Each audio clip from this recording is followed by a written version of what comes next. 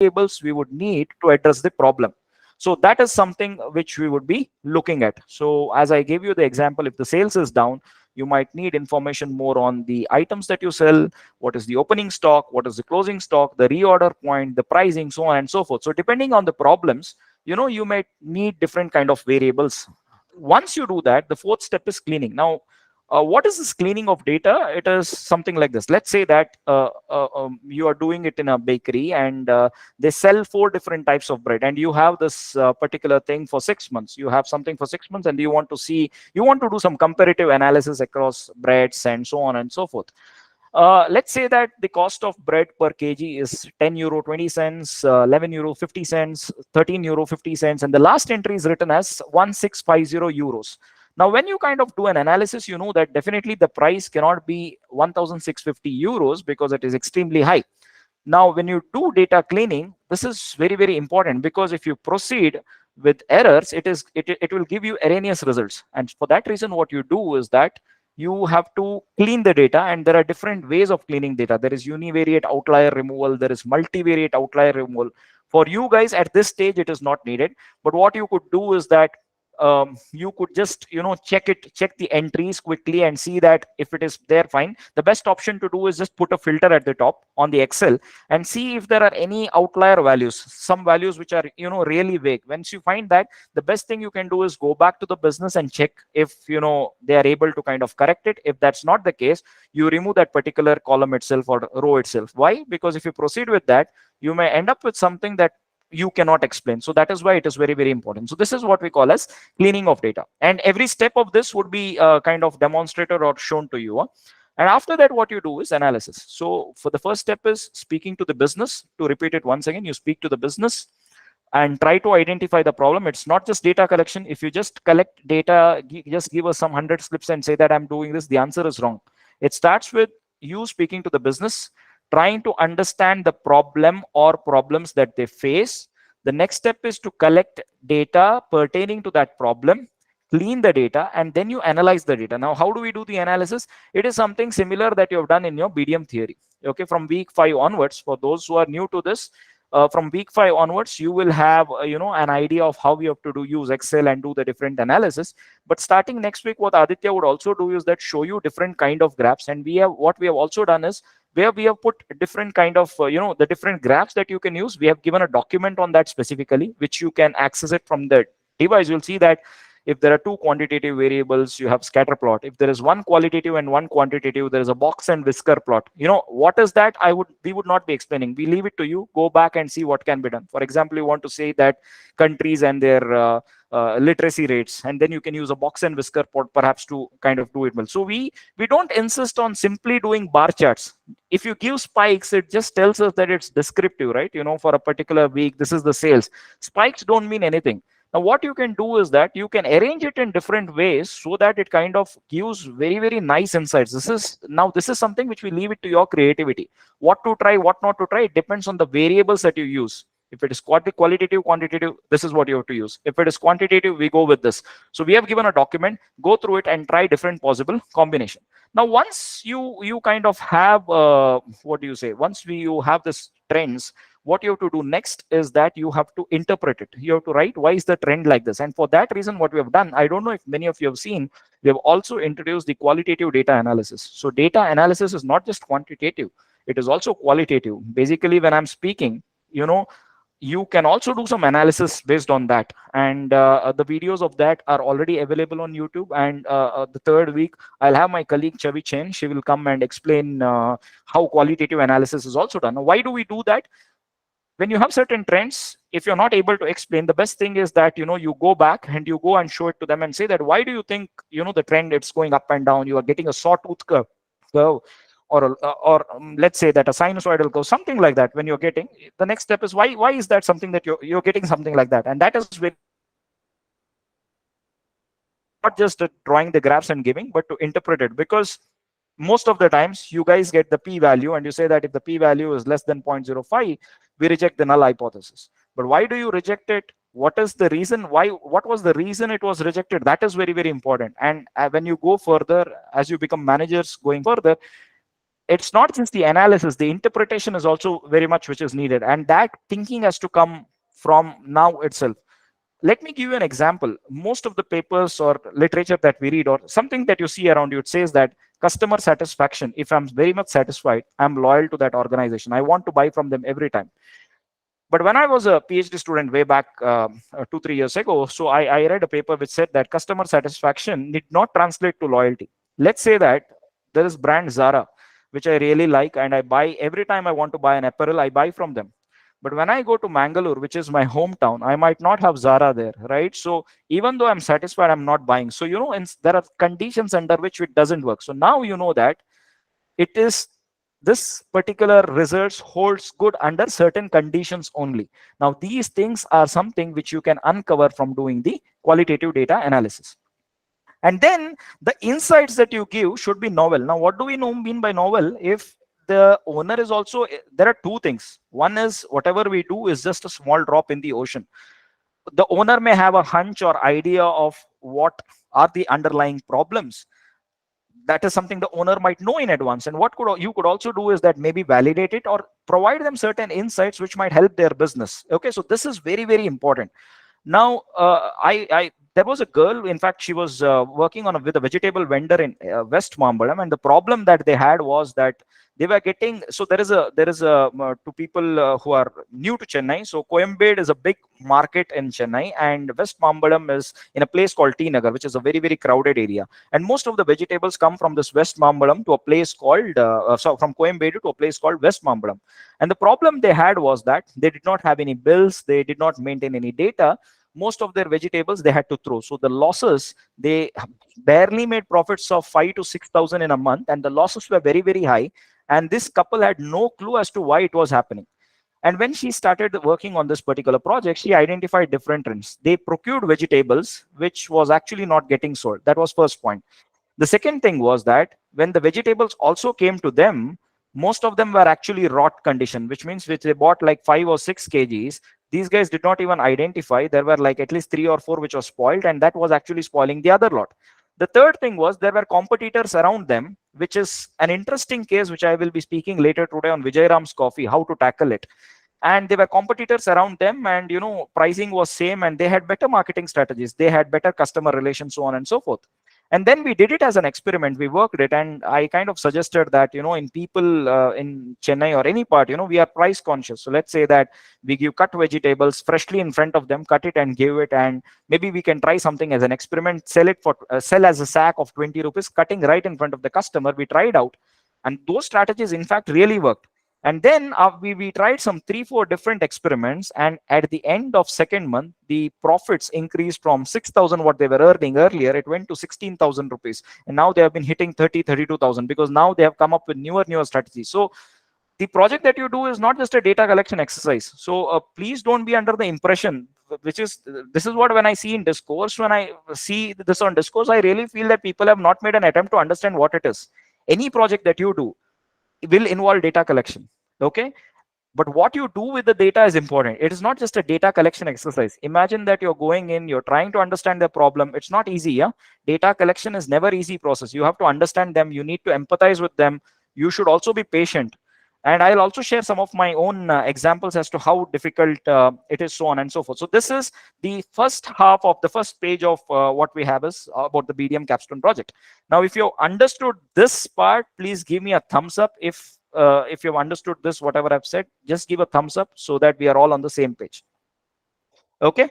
Okay, so now what I'll do is that after I complete everything, I will be taking your questions. So please do not worry about this thing. All your questions will be addressed. All your questions will be addressed by you. Now, how does this project function? So basically, this has 4 stages of submission.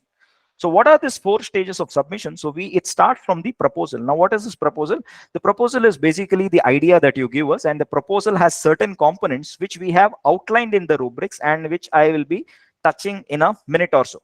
The first stage is proposal, and which has 4 to 6 page of submission. Then we go to the midterm submission, which requires a little bit of more details, which we have outlined in the rubrics. Post that, we go to the what we call as the final stage of submission, which is like your full movie, right? Which is so you can call the proposal as a trailer, and the final is almost the full movie, and finally you have the viva OC. So if you have cleared like the first two stages, then you can actually easily progress. But make sure that whatever you're doing is very, very important.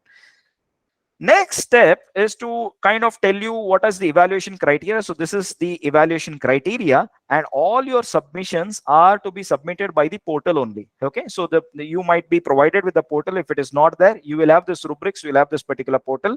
All your submission happens via portal. The proposals can be submitted between 1st to 5th of every month. Okay, every month from 1 to 5 is the proposal submission date, and we complete the corrections between 6th to 10th. By 10th of every month you will get your proposal results. The midterm submission is between 6th to 10th of every month, and the results you will get by 15th. The final submission is 11 to 15, and the results will be given by 20th, and from 25th of that month onwards you will be getting your viva OC. Now how do you do this? So let's say that I submit my for people who are starting now in the September term. Let's say that you are submitting in October 1 to 5.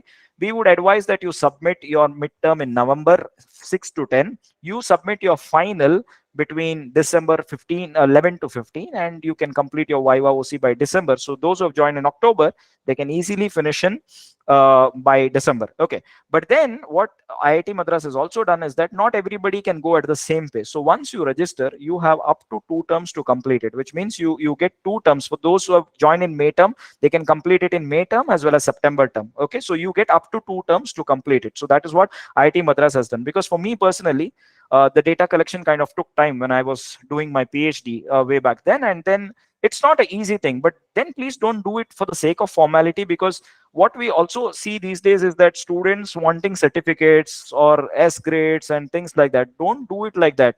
I mean, you have to seriously work on whatever you do. It is very, very important that you take it as a challenge. You learn it with happiness and do it with passion, and that is when you will learn something in life.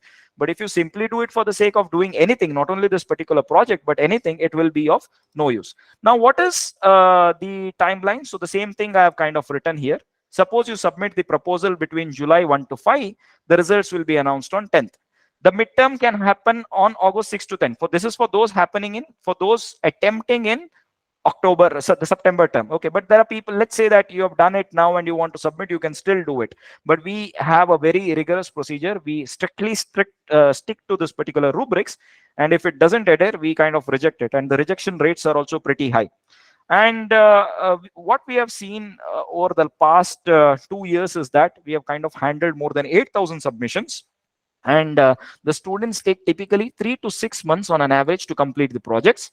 And if you have done excellent projects, you will be shortlisted, and your certificates will be awarded. And not only that, you also get a chance to present your work to the senior industry professional. Now these are the links which are provided. You can go back and see this. Okay, and in addition to that, what happens is that I take a master class once in a month or 2 times in a month, and then Aditya, my colleague, who is also heading this project with me, he has a doubt clearing session every Sunday. So this Sunday, I don't know if he wants to keep, because we are doing it today, but every week, every Sunday, what he does is that there is a time slot, and he'll send you the links. He will be doing live sessions wherein any doubts that you want to discuss about your projects, you can clarify there. Okay, and we are always accessible on emails. You have our emails. It is ashwin@study.iitm.ac.in. Aditya would kind of put it in the chat box.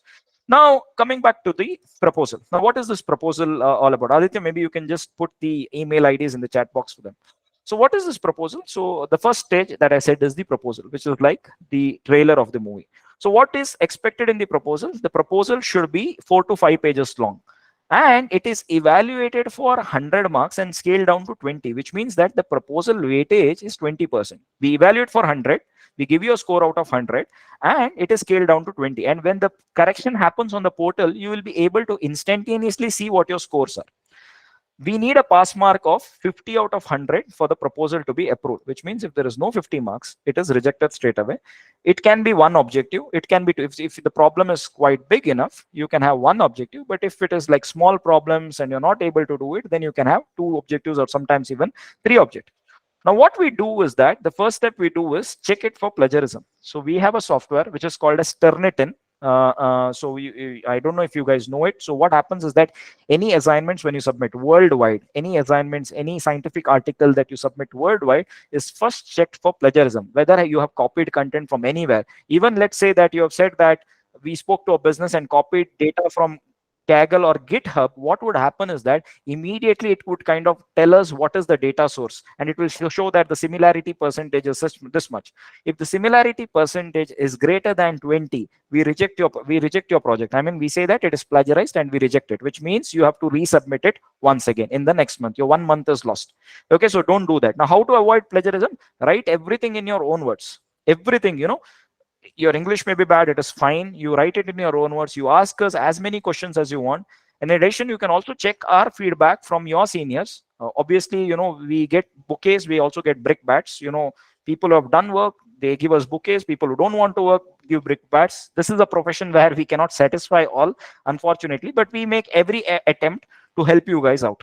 Now, what is needed in your proposal is the following. The first thing is an executive summary. Now, what is this executive summary? I have a document here to explain you what is it, which I will be coming maybe in 15 minutes from now. Executive summary is like the entire summary of the report. Okay, that is what we need. We need information about the organization background, the organization, what is the organization, whether it is B2B, B2C, how many people are involved, is there a mission vision? If it is organized, it is mission, and there is a mission and vision. If it is unorganized, there is no mission vision, right? And what is mission? Mission is the basic purpose of existence, and vision is the statement of future reality. Okay, so even if there is unorganized, you can kind of make some statements for them. Okay, now what you do post this is that you state the problem statement, and why, how are you going to write it? That is where the initial conversation you have with the business helps you. So if you don't converse with them, if you don't understand the problem, you will never be able to write it. So it is not a data collection exercise. You have to speak to the people, put yourself in that shoes, be extremely patient, be kind, be humble, and that is when this works. If you are rude, if you kind of say that I'm an IIT Madras student, I'm going to do this, nobody's, mark my words, nobody is going to give you data. Then give a background about the problem, and please stick to the words that we have given. We have deliberately given you this limit because this is the limit which is used worldwide. Okay, the problem solving approach, and I'll explain what is this in the next document that I have. Details of the methods used with justification, intended data collection process, analysis tools, so on and so forth. So you may ask, like, Ashwin, we are just giving the idea.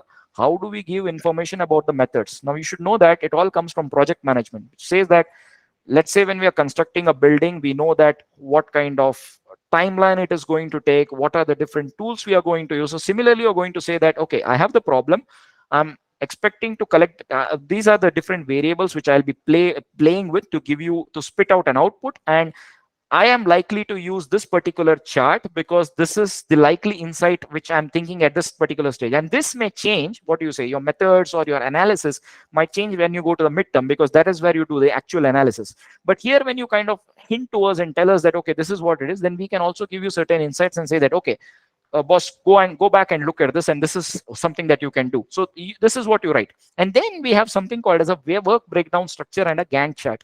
Every project, any project that you do should have a work breakdown structure. What is this? You break down the work into parts and show. I'll show it in the next document which I have, and the Gantt chart and the expected outcome. What is the expected outcome? How is it going to help the business? This is what we call as an expected outcome. Now this, do refer to the this I'm going to show you anyways. Now next step is the midterm proposal. Your project proposal is 4 to 5 pages long, whereas your midterm proposal is 8 to 10 pages long. Okay, and why are we particular about the length? Because as I told you, most of you do analysis without even knowing what it is. I mean, it would have happened with all of us in the school days, right? We have done so many things, and when it is asked why it is this, most of us are not in a position to answer. But you should always know that whenever we do something, we should be in a position to explain it. It's just like the lab experiments which we used to do, where we write a record book very neatly and outlining what it was, what was the method that we used, what were the findings that we got, or the things that we do, and then the implications based on that. Now, same thing, what we have here, sorry, I just closed my email. So what we have here is the executive summary. Now you may ask me, I've given an executive summary here, isn't it the repeat? The answer is no. The answer, why is this? As you proceed to the next stage, refinement happens. Okay, every time there is a refinement. Now let's say that I write a paper, I'm a research faculty here, I teach less, I do more of research. Whenever I write my first draft, I think it is the best. When I, after a few days, when I think and read it again, it improves. So every time when you write, it will improve, or you will get certain new information which will enhance and enrich that. So that is why you need to do. Now what we want, the next one is the proof of originality of data. Now this is a checkpoint. So those who cheat will be easily caught here. One is, if you have done surveys, you can show it to us. That one, if there is a survey link, we need a letter from the organization. We need some videos, pictures, which kind of gives us proof that you've kind of indeed interacted, and a short video of 3 to 8 minutes interacting with the founder. Make it very, make it very nice. In fact, we will also show you what kind of videos students have done. People have been very creative.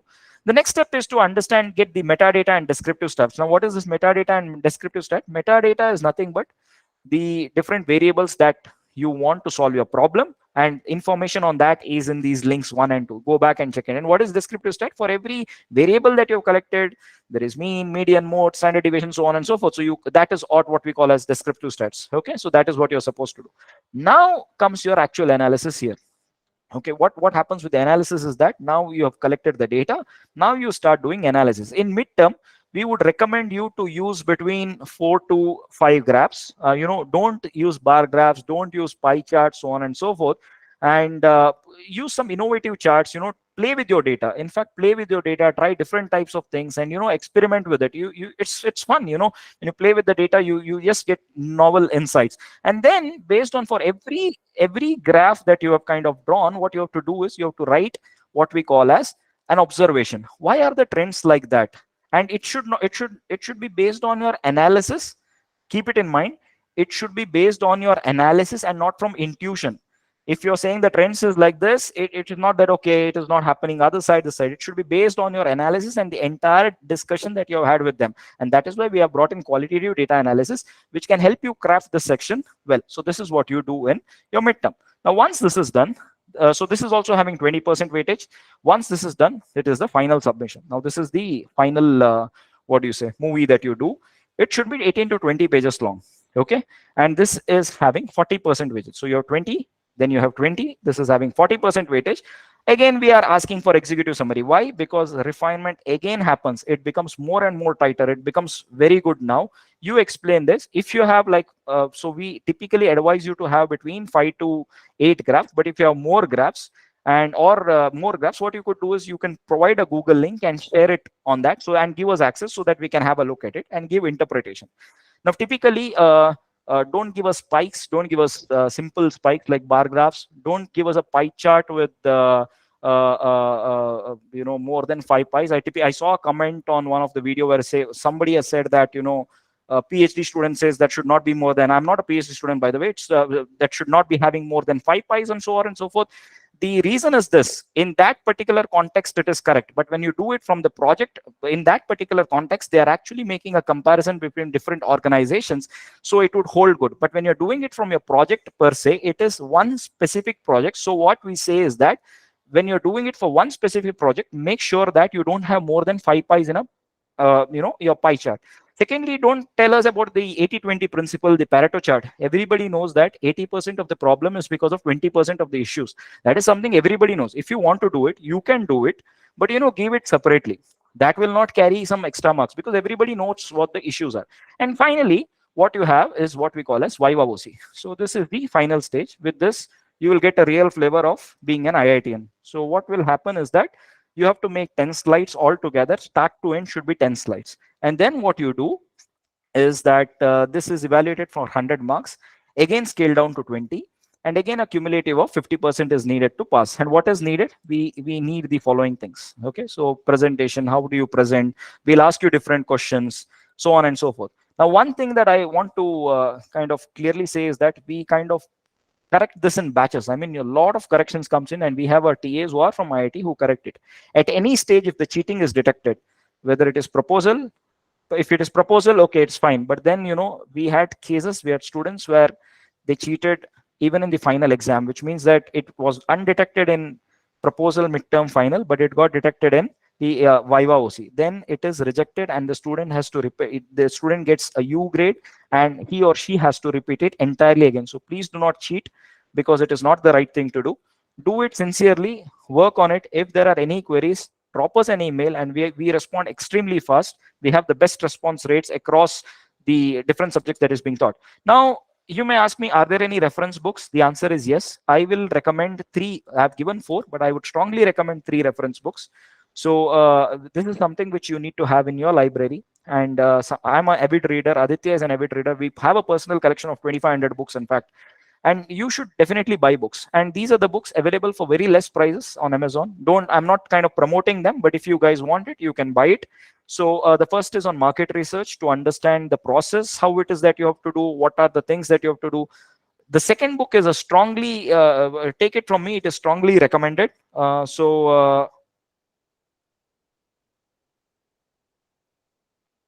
Yeah, sorry. The second thing is by Statistics for Business and Economics. It is by Paul Newbold. This is a wonderful book, and this explains concepts from basics to advanced. If you do not know statistics, if you are struggling, I would strongly recommend you read this. If you're working on services, I would say that go for the third book, which is on by Jochen Wirtz and Christopher Lovelock, again available for 800 to 1,000 rupees on Amazon. And if you're working on an operations problem, I would recommend Lee J. Krajewski. So, you have producers, your distributors, your wholesalers, retailers, customers, and there are stockouts. And there's something called as beer game. I don't know if you've understood, if you know what is a beer game, but if you're interested, we can all play a beer game 2 weeks from now. I'll have to think how is that I have to schedule a beer game, but we can make it into groups and we can play a beer game. The idea behind the beer game is to know, stockouts that happen and what happens because of that. We may all land in trouble when there is a stockout, when one is expecting a high demand and there is less supply, more supply and more demand, there is a disequilibrium in the system, and that is what beer game takes care of. I mean, not exactly, but that is how the essence of the beer game. Okay, so this is the first document on the BDM Capstone Project rubrics. Aditya, would you like to add something, or shall I go to the next 3 4 things? Yeah, it's fine. So basically, we'll share some of. Are you showing some reports, sample reports to them? Yes, yes. Sample reports you Yeah. will be showing. So So yeah, I have some more yeah. documents to cover. So what I will say here, like we are having some sample documents that we will not share it with you because because of the data confidentiality, the document will be shown to you. It will not be shared to you because it is some of the other documents and they have signed an NDA and all. So that documents will show you in the sessions, and from there you'll get idea.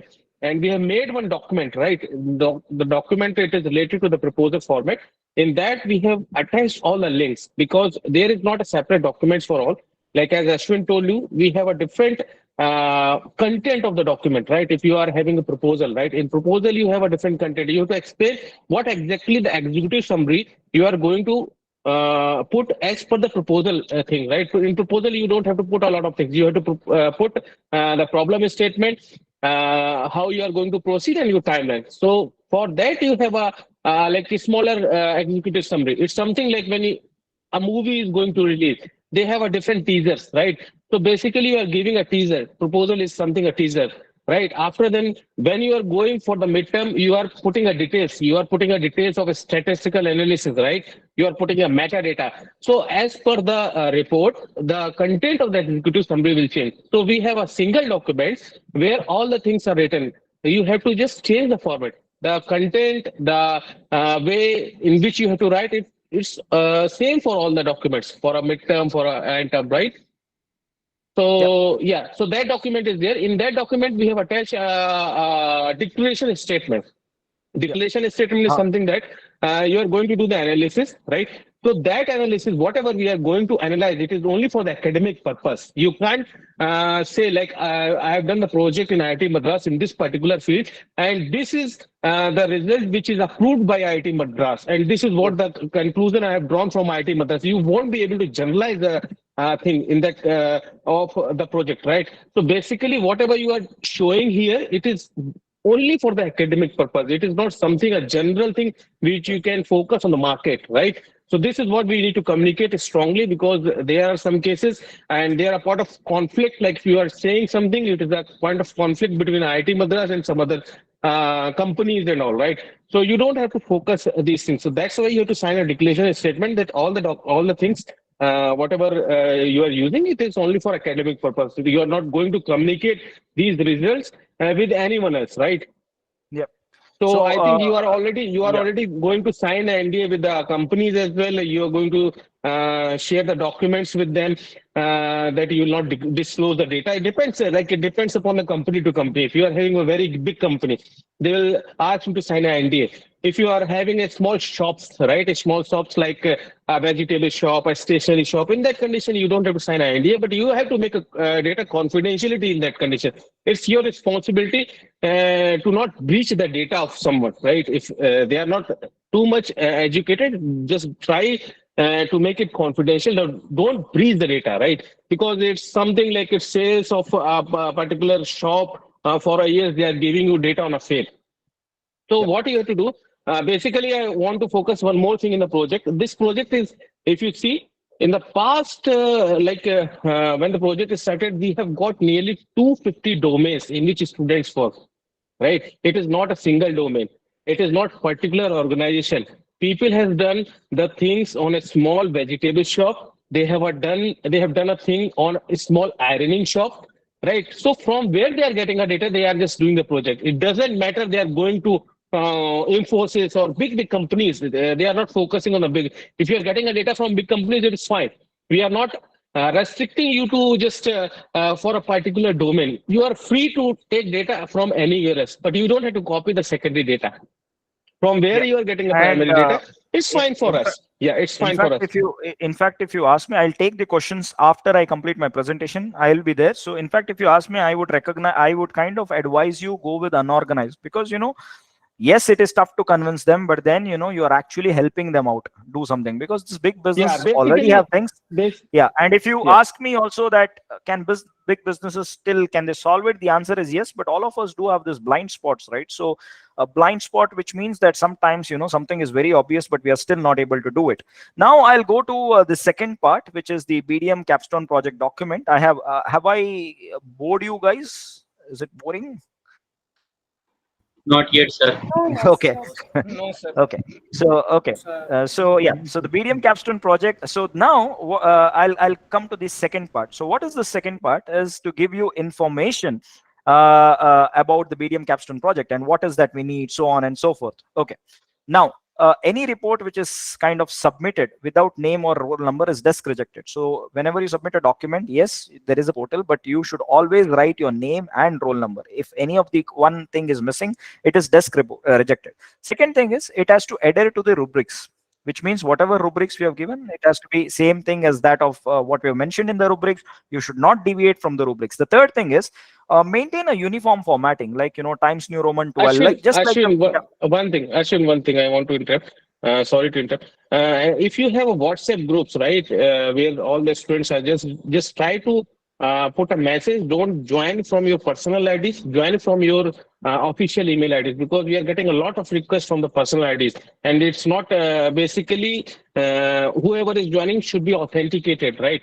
So just put in a message in a group, like if somebody is going to join the session, just join it from your personal ID. Sorry, your official ID, not a personal ID. We are not allowing anyone from the from their personal ID. So just put a drop a message in the group. If you have some course group or project group in that, you can just drop a message. okay. Yeah, Ashwin, you can continue. Yeah. So now the thing is, it is rejected under three conditions. One is plagiarism, straight away reject, because we have Turnitin, and then we have every report should have a name and roll number, which is very, very important, because you don't submit your answer papers without your name and roll number, right? So that is point number two. And the third thing is, do you read any newspapers or books which is not aligned properly, which is not the case, right? We need an alignment with it, should be in a presentable manner, which is very, very important. And that is why what we do is that just maintain it the way we have done it. We have kept it very clean, something which you can easily read, right? So maintain something similar to that, Times New Roman 12 and 1.5. So this is the document which you have to read. Now what is expected in the proposal? Now this is what it is, because here I had kind of explained that the proposal has different heads. Now these heads is something which I'll be explaining now. Now The title has to be very attractive. Now, what do we mean by a very attractive title is that, see, these are the sample titles: optimizing customer support workflow of an e-learning program, price prediction and demand forecasting for an industrial scrap trading company. Now, this kind of tells me as to what is that you want to do. Do not say that I will calculate the profits of a idli vada shop, I'll increase the performance of ABC company. It has to look professional. If you write some unprofessional titles like this, it would look weird at, it kind of looks weird at first glance, right? Now, once this is done, you write the executive summary. Now, what is this executive summary? The executive summary kind of summarizes the key points in the report.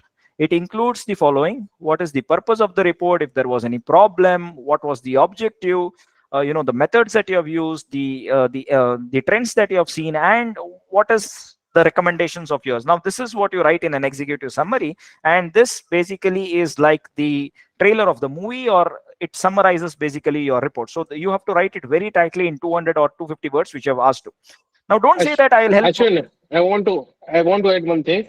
So when you are writing executive summary, basically, if I'm not a reader, right? If I don't want to read your report, so from executive summary only, I'll understand what exactly your project is all about. That is, Yeah, or the report is all about, right? I don't have to go through of your report. I'll get an idea. Okay, this is what you have, the content in your report, right? It should be a three paragraph. One paragraph for basics about what exactly the company is. The second paragraph about what exactly your problem statement. So basically, I want to add in executive summary. If I don't want to read your report, I'll just go through one paragraph and I'll understand what exactly the content of the report is. Right. So this is what executive summary. Maybe Ashwin will continue. Sorry to yeah. disturb. No, no, no. So, as Aditya mentioned, executive summary is something that decides whether we have to read your report further. If we find loopholes in that, then we know that it is not giving you an impression. So, it is very, very important you kind of read this executive summary, because managers actually read that first. Okay. The executive summary is what they read it, and if they like it, they read your report further. Now, never say that I will find loopholes and increase firm sales. So, this is what we see in many of the student reports. You can always mention that this project will help you organization find bottlenecks, and you will kind of kind of provide certain solution to tackle these issues. And always remember that the work that we do is just a small drop in the ocean. Now, the next step is to provide the organization background. Now, what is this organization background? You provide information about the organization, the number of employees, the key people who are associated with this, if there is some workflow chart or there is a product service portfolio, what it is all about, so on and so forth is covered there. Once this is done, you define the problem statement. You write what is the problem statement, write it in your own words. Don't one point which I want to emphasize here is that students write generic problem statements. Generic problem statements are wrong. Why? Because it is not particular to that particular business. It is not specific to a business. You're working on a business, you're working with the firm, so the problem has to be specific to that particular firm and not generic. Okay, so that is what we mean by a clearly defined problem statement. Once that is done, you will kind of the first thing, the most mistakes which I find the students doing is that they are not professional. So in the next week or a week, 2 weeks from now, whenever you guys are okay, we'll do a poll, and whenever you want, we'll do a session wherein I'll tell you how is that you have to approach the data collection process. And in sales, because since I teach marketing and sales, there's something which we call as PSP process, which means you have to be polite, you have to be sympathetic, empathetic, and you have to be professional. It is very, very important. You need to be kind all times. If you write rude emails, if you say that we are students of IIT Madras, give us the data, this is what we are doing, nobody will give it to you. Even after you follow the PSP method, it could also happen that you may not get it. But then when you kind of work continuously, you're humble and you do it, you always kind of, you have setbacks, but you are able to overcome it. Okay. uh, I always kind of say that not everybody can sell, right? You have some salespeople who are like really good, who can just convince you, kind of have better interpersonal mentalizing skills. For example, I see Aditya, I know exactly what he wants. I am seeing Govind Soni's picture there now. So exactly when I see Govind Soni, I'm able to I'm able to mentalize what is that could be his liking, and I kind of pitch it according to that. And what we call as adaptive selling, it's just like your fingers, right? All fingers are not alike. So similarly, all customers are also not alike. So when you are speaking, you should do it in a way that kind of be more of a listener, be more of a listener, less of a talker, so on and so forth. And that is something which I'll cover 2 weeks from now. Then mention the objectives. which should be in line with the problem statement. Whatever problems you give, then say these are the objectives to improve the efficiency of the existing system in closing district requests, to determine the important strategies, so on and so forth. Now, this is done. You have the data collection process. Now, what is the data that you need to collect? Again, the data that you need to collect should be in line with the problem statement and the research objectives that you have kind of defined. Now, let us say that a firm is facing stockouts. In that case, you will require details like the following. I'll give you a practical example. We had a student called Funny in the first term, and in the first term, the project and this was together. And he consulted his friend. Basically, this business, you can also reach out to your friends. If it is your own business, you can work, which was one of the question. You can reach out to your friends, so on, anybody. Yeah. So it so happened that he reached out to a medical stores, and the medical stores guy said that it's a big medical chain in Hyderabad. They said that, we have the best systems in place and there is absolutely no problem. And he came back to us in one of the live session and said that this is what they said.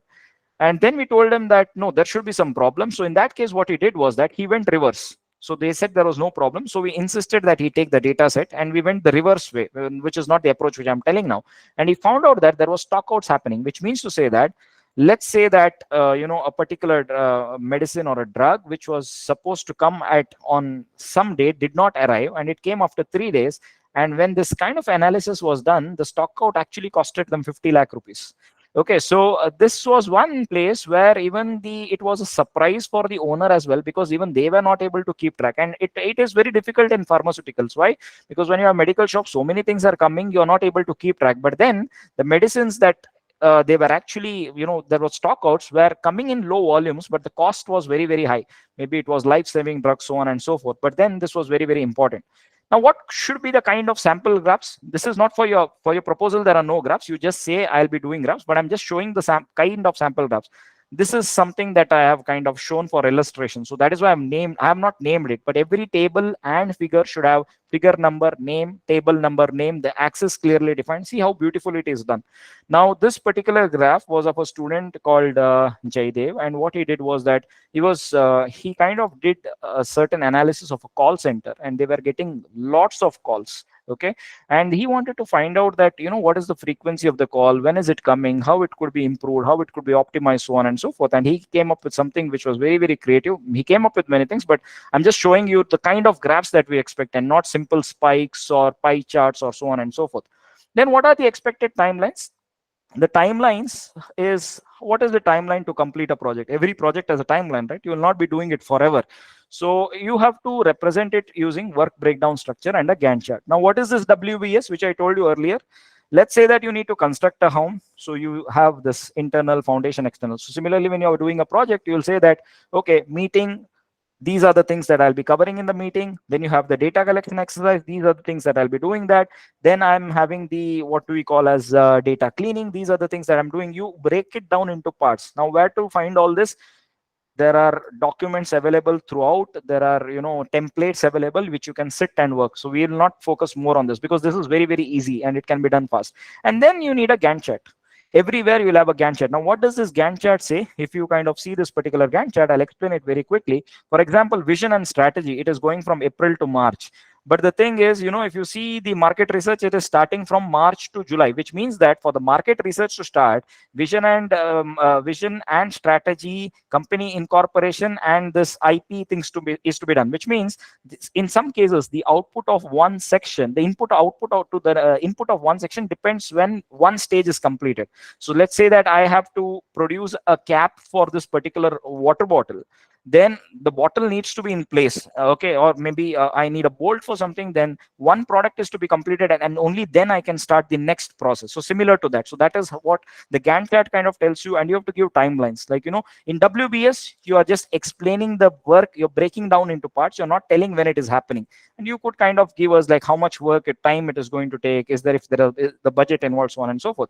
But here you're giving us the timelines. You're saying that when are you starting, how you're going to do, when will you start data collection? You cannot say that I'll start data collection before identifying the problem. The first step is to identify the problem, right? If you do not identify the problem, you cannot start the data collection process. So that is how it is.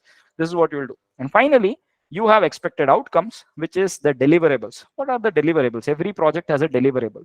What are the likely implications? And remember that it should come from graphs and not from intuition. And what do I mean by intuition is your hunch is that, okay, it is for this reason. No, it should come from the analysis. And that is why we have also introduced qualitative data analysis, which you can go back, see the videos, and have more of interaction with these people, which is the decision makers, so that you understand this better. Merely drawing graphs, Pareto charts, poor writing doesn't serve the purpose. What I would like to say is that if you simply do analysis for getting S and A grades, when many of them get S and A grades, what would happen is that whether you're actually understanding it, no, then it's always important that you earn it, you learn it properly, understand it, and then apply it. This is very, very important. So this is document number 2. I have still 4 more documents. Aditya, you want to add something? No, no, it's fine. It's fine. Okay, so I have 4 more documents. Are you guys with me? Then give a, if you're with me, some emoji or thumbs up. Yes, sir. Okay, boring. Did I bore you guys So enough? we are, yeah, Not we yet. Not know, yet, sir. No, sir.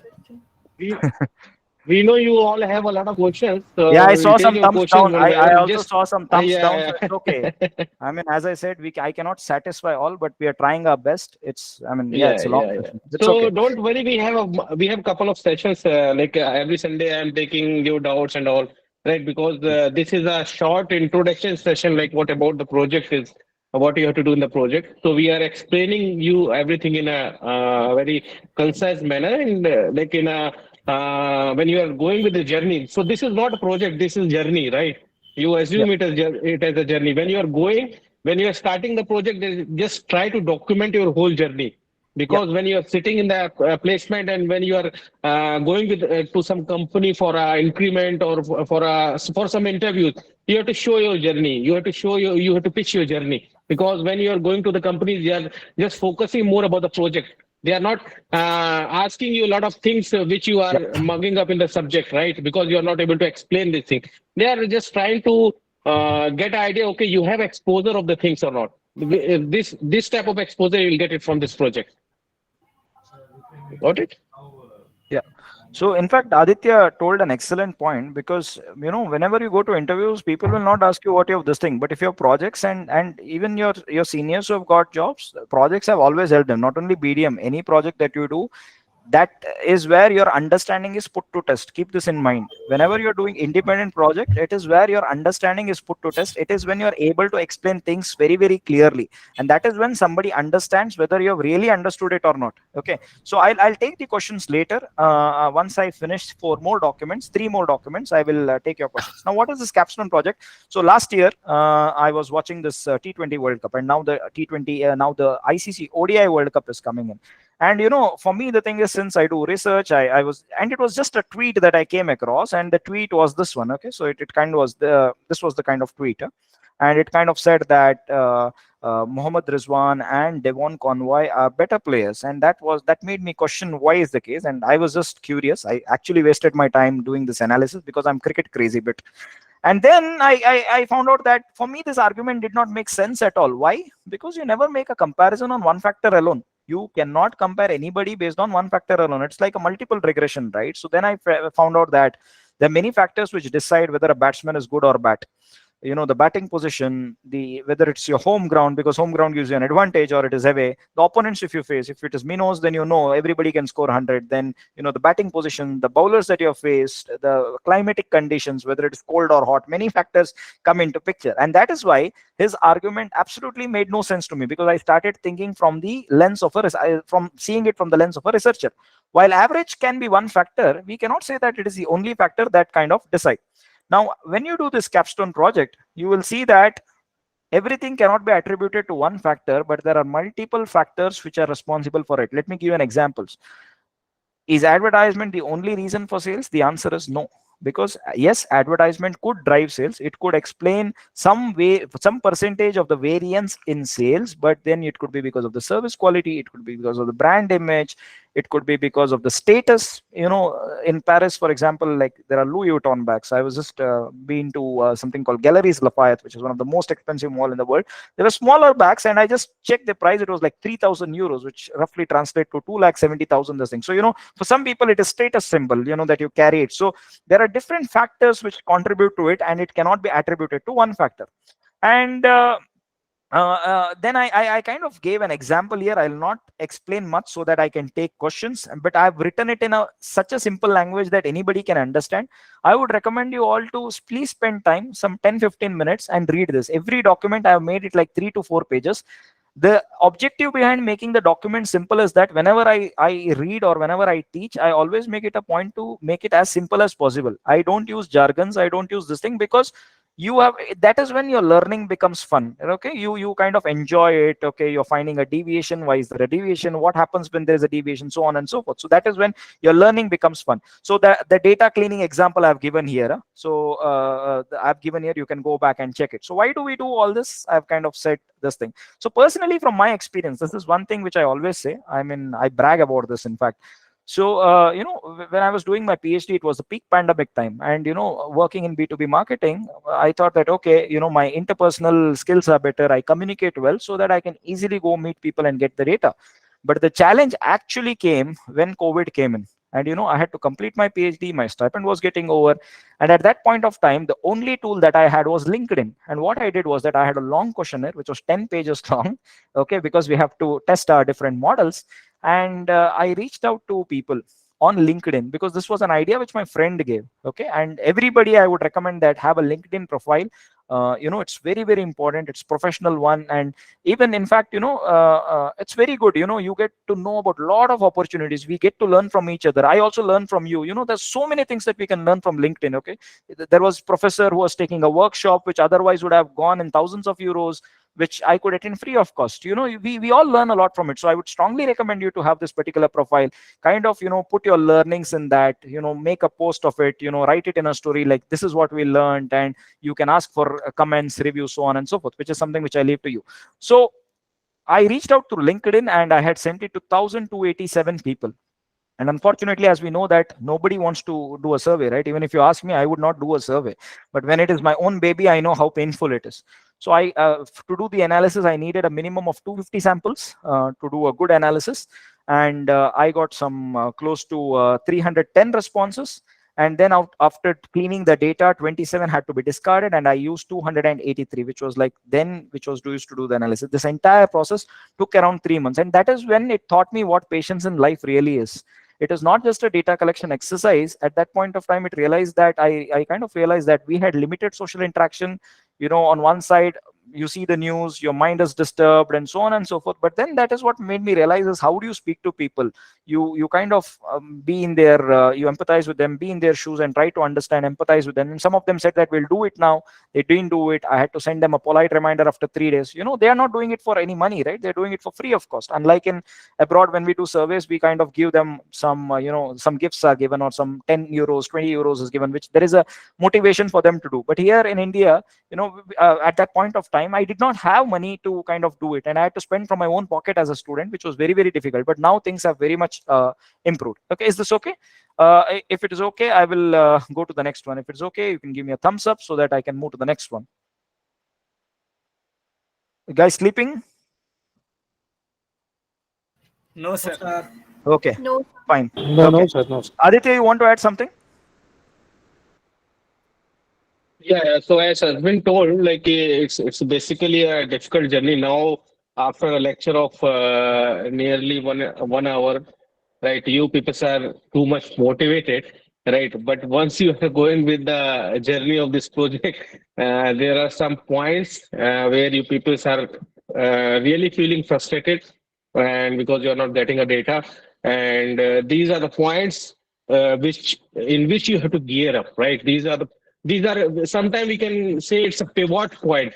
If you see in some of the literature, there are pivot points. So pivot point is the extreme point from where your trend is going to change, right? As you're plotting something, your plot is going to change. In a similar way, from the pivot point, there is a you are going with a peak, and after then the peak is decreasing or increasing. So that point you have to make, you have to increase your motivation, right? So it's basically, as I told, like it's not a project, it's a journey. You have to record everything from a start. So once you are completing the project, it will help you to motivate it in future as well. Like this is what the project you have done single hand, like on a basis of single handed without any support, and it will be quite motivating when you are like feeling low in future as well. So these are the things. Like one more thing I want to tell. Don't like if you about the data thing, right? You when how you are getting a data. So that briefly I'll tell an example. I'll give you an example. Have you seen some people discussing in some small towns? What one people is offering? He can offer some tobacco, gutka deta hai. He will give some gutka and ask him, like ask the colleague or the shop owner. So how kaisa business chal raha hai? How the business is running? I am communicating two languages, English and Hindi. So how the business is running? He'll ask, he'll give a tobacco, and they have a discussion there. So the owner will say, भैया business तो सही नहीं चल रहा है because he got the gutka, right? So I'm not focusing on, I'm not asking you to give him a gutka, but just try to interact with him. The point which I want to communicate from this, like just try to interact with the business owner. Okay, what exactly the problems you are going to face on, right? What are the problems? Sometimes they'll say, like if it is a small business, what they'll say, I don't have any problem, my business is running fine, I'm getting 2000 rupees per month of profit. Then your project will be closed at that particular moment. Then what do you have to do? You have to change the pitching process.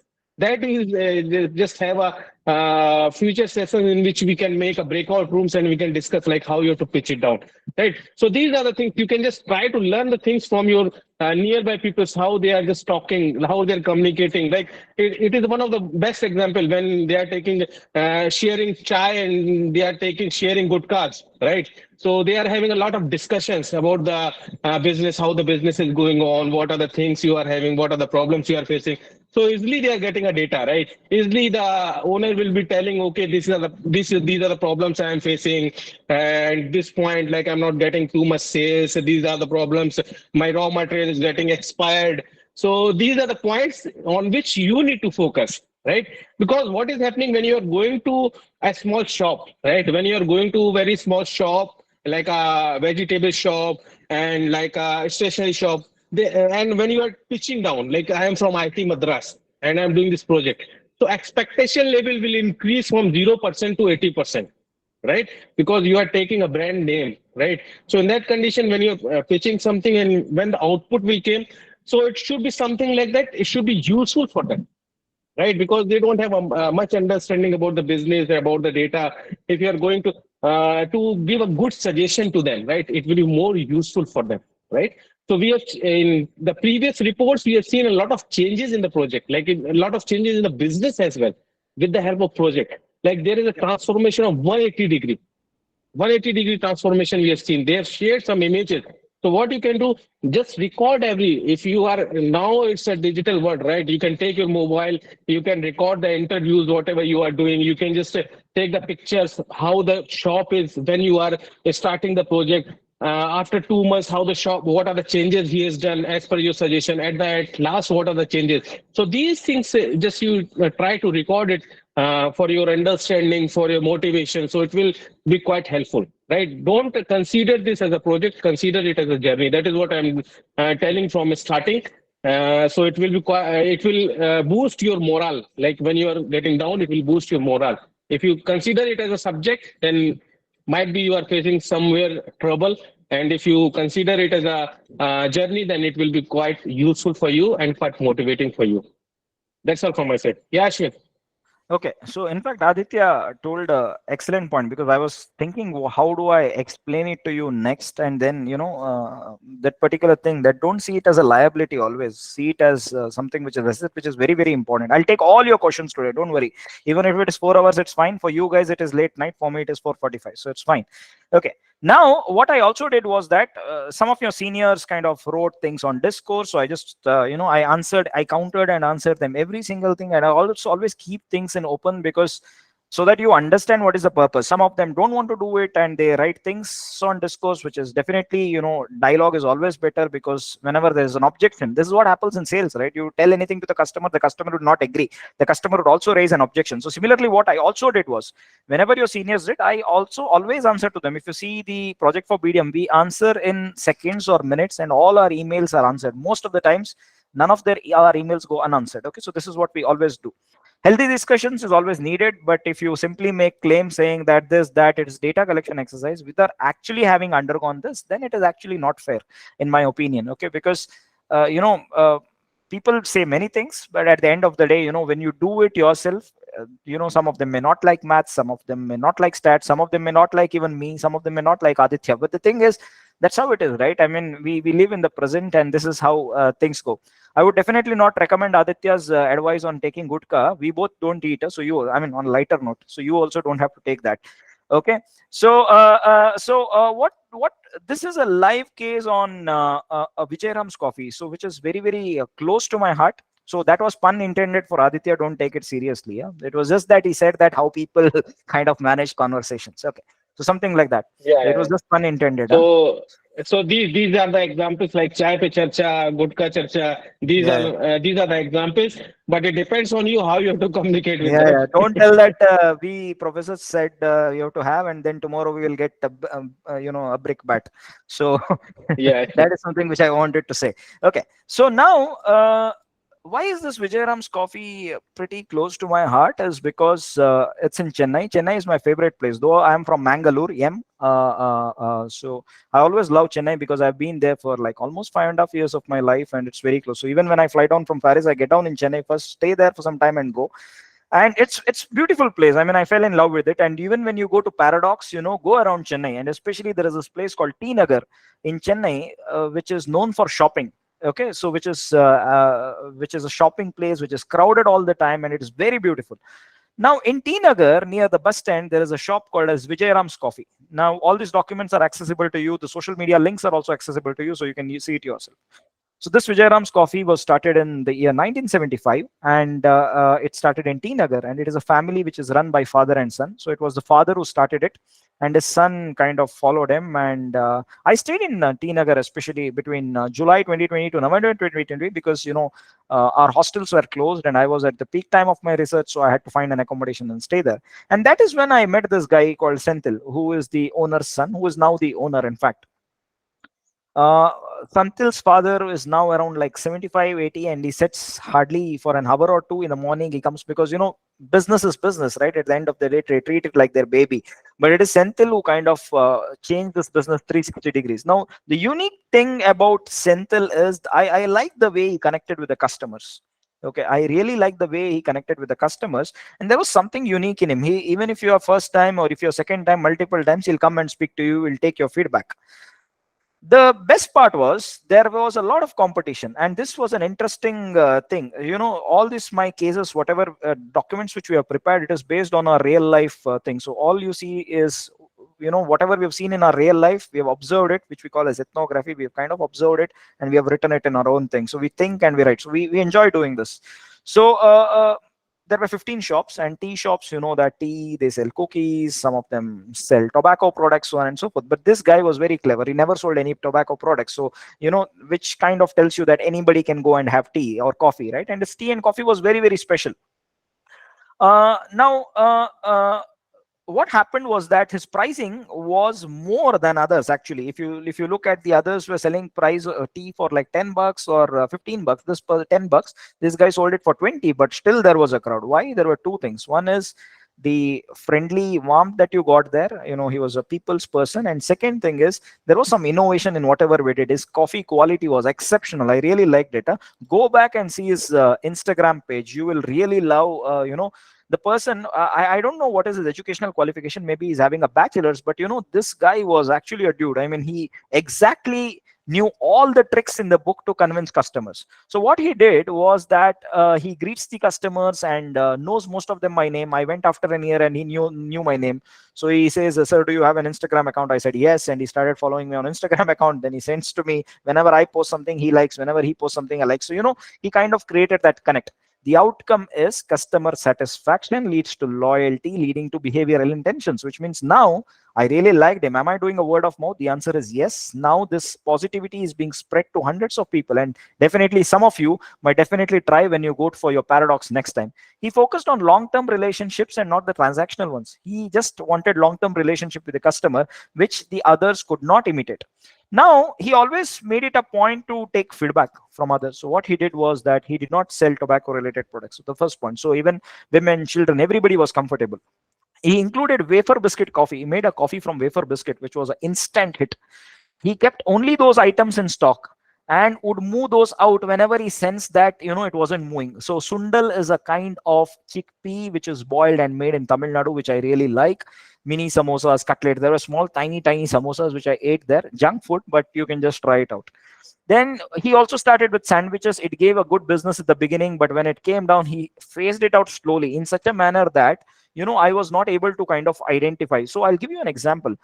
All of you know this Maggi noodles, right? So Maggi noodles initially was available for 100 grams, 10 rupees. Then what happens is that they slightly reduced by 5 grams. We could not notice the difference. That just noticeable difference. Whenever things are below a threshold, we cannot identify it. But when things go beyond a threshold, you're able to identify it. Suddenly, when it became 80 grams, you think that, oh, Maggi packet has now become small. So when things go beyond a threshold, you're able to identify it. But Senthil was very clever. He didn't know all these marketing tricks, but then he did it in such a way that people never knew. He knew the immense power of social media. So what he did, he invited popular bloggers and gave him a lot of publicity.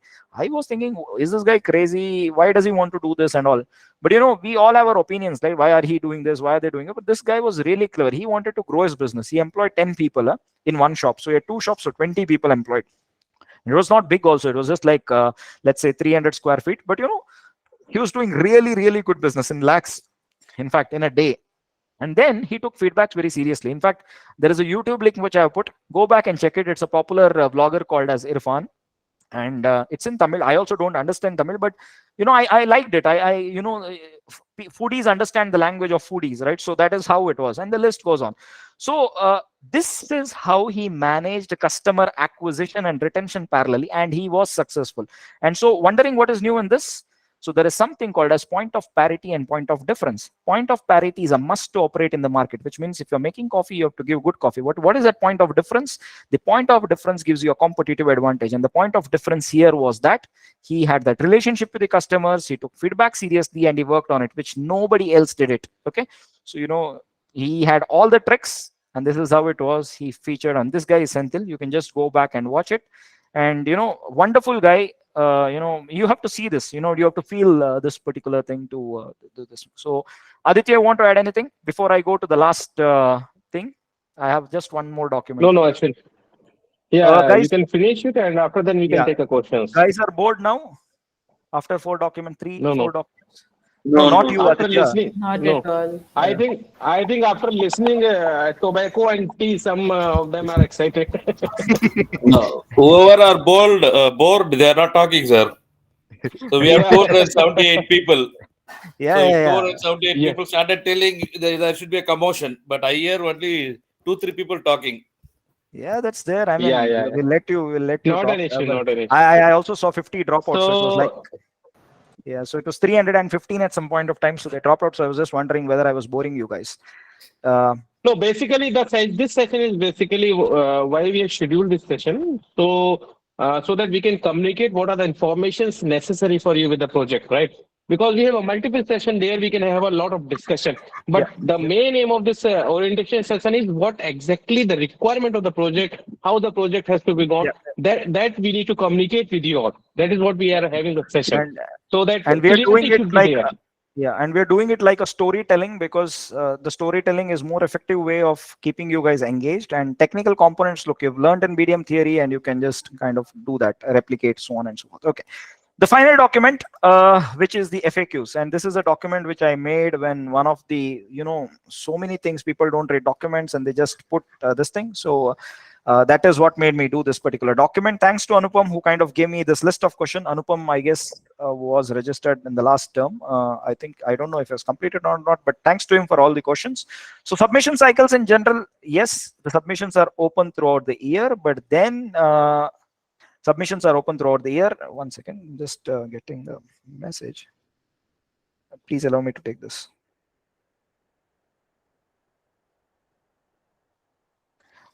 So submission cycles are open throughout the year. If you fail to complete in two terms, you need to register again and pay the fees, which means that once you pay the fees, it is valid for 2 terms. Then next, if the submission is made in the September, will it be counted in May term or September term?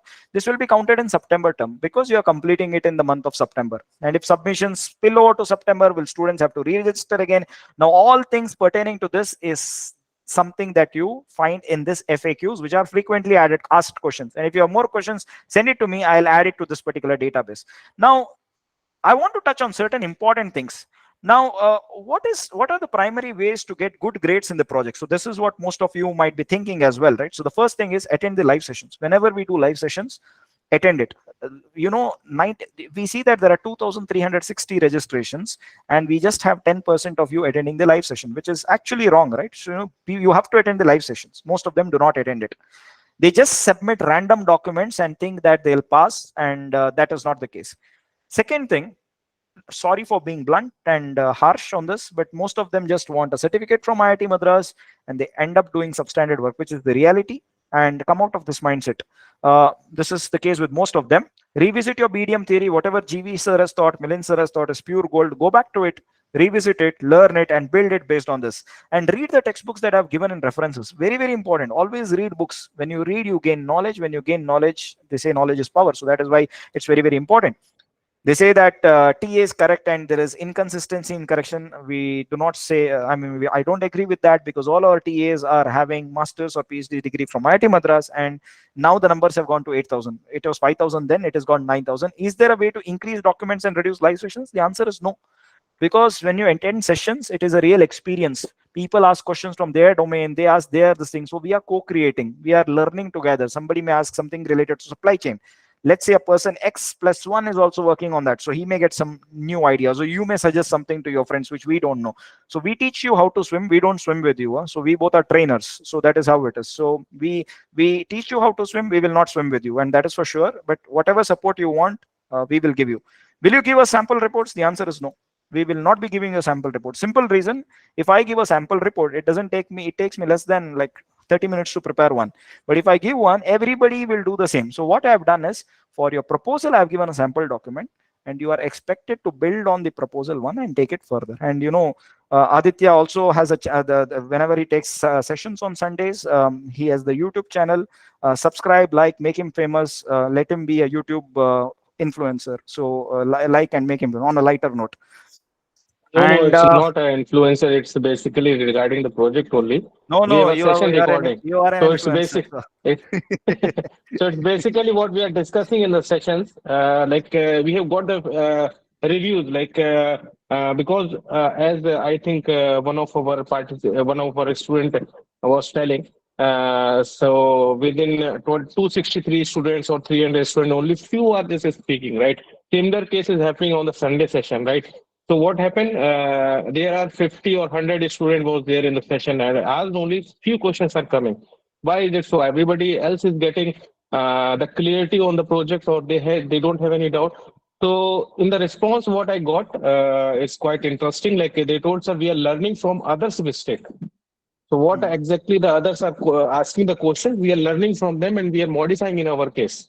So that is what happening. Like when you're joining a session, like from the others thing, people are learning, because what is happening, like if you are doing a project on a stationery shop, there might be the students, those who are doing a project on the stationery shop as well. So it will be somehow similar, like a problem statements and something are similar, right?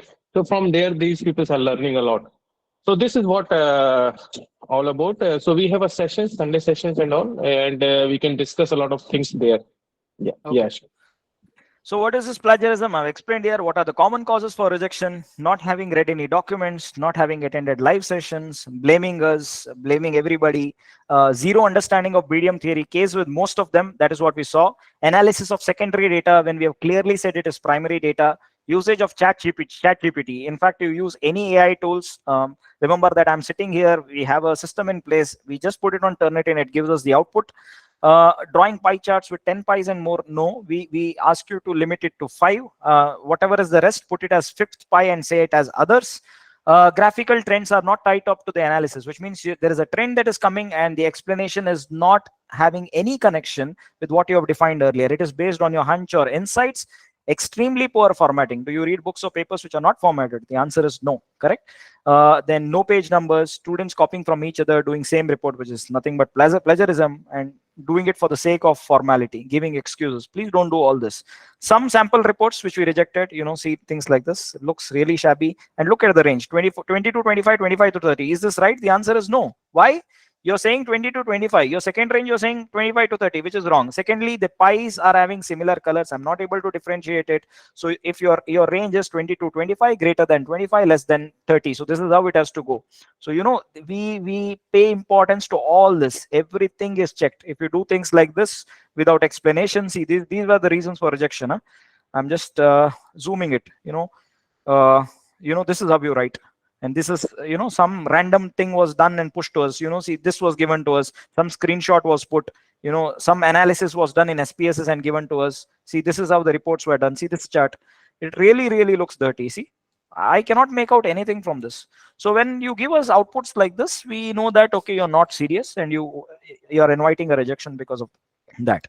Okay, and then if you want to know a short write-up, this is a short write-up of 1 page about what it is. So this is about the BDM Capstone project for 1 page, but read all the documents. So this is about it. So this is what I just wanted to cover today. And thank you for patiently listening to me. And I'm really sorry for having bored you for 1 hour 35 minutes. But if there are any questions from now, even if it means 1-2 hours, I'm ready to take it. Okay, so what we'll do is that raise your hands and we will take it one by one. Is that okay? Aditya? Yeah, so don't drop your hand, otherwise it will be on a priority basis. Like if you drop your hand, then you'll come at the last. Yes, so keep your hand and then I'll start with Akash Kumar Mittal. Aravind Akshan is next. Venkatesh Iyengar. 1, 2, 3. I'll go with all. Yes, I see 33 raised hands. So Aditya, we have another 1-2 hours. Okay. Yeah. Yes. Hello, sir. Yeah. Hello, Akash. So, how much months or days data is required? 30 days, 1 week, or Yeah. 1 year? See, the minimum time period is 1 month, Akash. But One as month. I told you So earlier, yeah, minimum is 1 month. Yeah, Aditya, you can. I'll add on this. Akash, actually, what you are doing when you are doing the analysis, so there are different ways to do the analysis. Like if you are doing analysis, you can do on a weekly basis, on a day basis, on a month basis, on a season basis, right? So it depends upon your problem statement, what problem statement you are going to take it on, right? And the technique which you are going to apply, right? If you are just predicting something and you are forecasting something, right? If you want a trend of you are analyzing a data of 2022 and you are just predicting how much effect of how much profit and sales will be changing in 2023, right? So in that condition, on a month data, you won't be able to analyze anything, because in machine learning, if you give more number of if you going to train the data with more number of samples, it will give you more accurate results, right? So Yes, that is the thing. Like if you are getting a very less data, it's not meaningful, right? If you are getting a data of 1 month, right? Even I'm telling even of 1 month data is not sufficient, because in 1 month, if you are taking a data, then in a month, how you can analyze the things, right? You want to see the profit or loss, right? For yes, some company, you want to search for the inventory, right? How the inventory is happening, or the complete analysis, right? So you have a sufficient data of at least a 6 months, so that you can get 2 seasons data. Because if you are getting a 1 month data, in that condition, what is happening? He's not. There might be the case he's not placing the order, right? Whatever the stocks he's having, he's clearing the stock in a 1 month. It's not possible to just fulfill the stocks in a month, right? There might be some no, cycle, sir. some So particular. no, my viewpoint is not about the datas of the big companies. I am talking about vegetable vendors which sell their vegetables in roadside, and they Yeah, 30 yeah, days data is very important. Well, that 30 days data is yeah. For more that, than sufficient that for is what that type of things. that is what I told you. It depends upon the business, and it Yes, depends upon the analysis or approach you are going to use, yes, right? yes, So it totally depends upon that. 30 days data is sufficient for a this thing, but it is not sufficient for a like a store, like yes, where you yes, are yes. getting a Viewpoint is very grocery important. thing, right? Yes, yes. Correct. Grocery things are there, because what is happening in when they are fulfilling the stock, it might be the case in 1 month the stock is not finished, one so to two, you are not two getting days anything. vegetable will be ripe if Yeah, it yeah. will not take. Vegetable is fine. Vegetable is a frequently selling thing, right? On a day basis, you are getting stock out and stock in condition, right? So this might, but try to get as much data as much as data as possible, I can. right? Yes. One more thing I want to add here, as Akash told about the vegetable shop, there are some shops, right? There are some shops, they are not maintaining any data, right? But they I have a will. purchase data. Yeah, but they have a purchase data. So from purchase data, you can just take the purchase data and you can do the analysis. From if you have a purchase data, like in a month, how much he is purchasing and what are the commodities he is purchasing. If you have that data, from that data you can analyze. Okay, these are the frequently buying material. He's purchasing this material frequently. So from there you can get the inventory details. Okay, this is the product he is not purchasing since past 6 months. It means it is not selling. It is a least selling product, right? And in other case, what is happening? If they don't have a data, for example, if it is a small vendor of vegetable, they don't have a data. They are not If we maintaining a go data.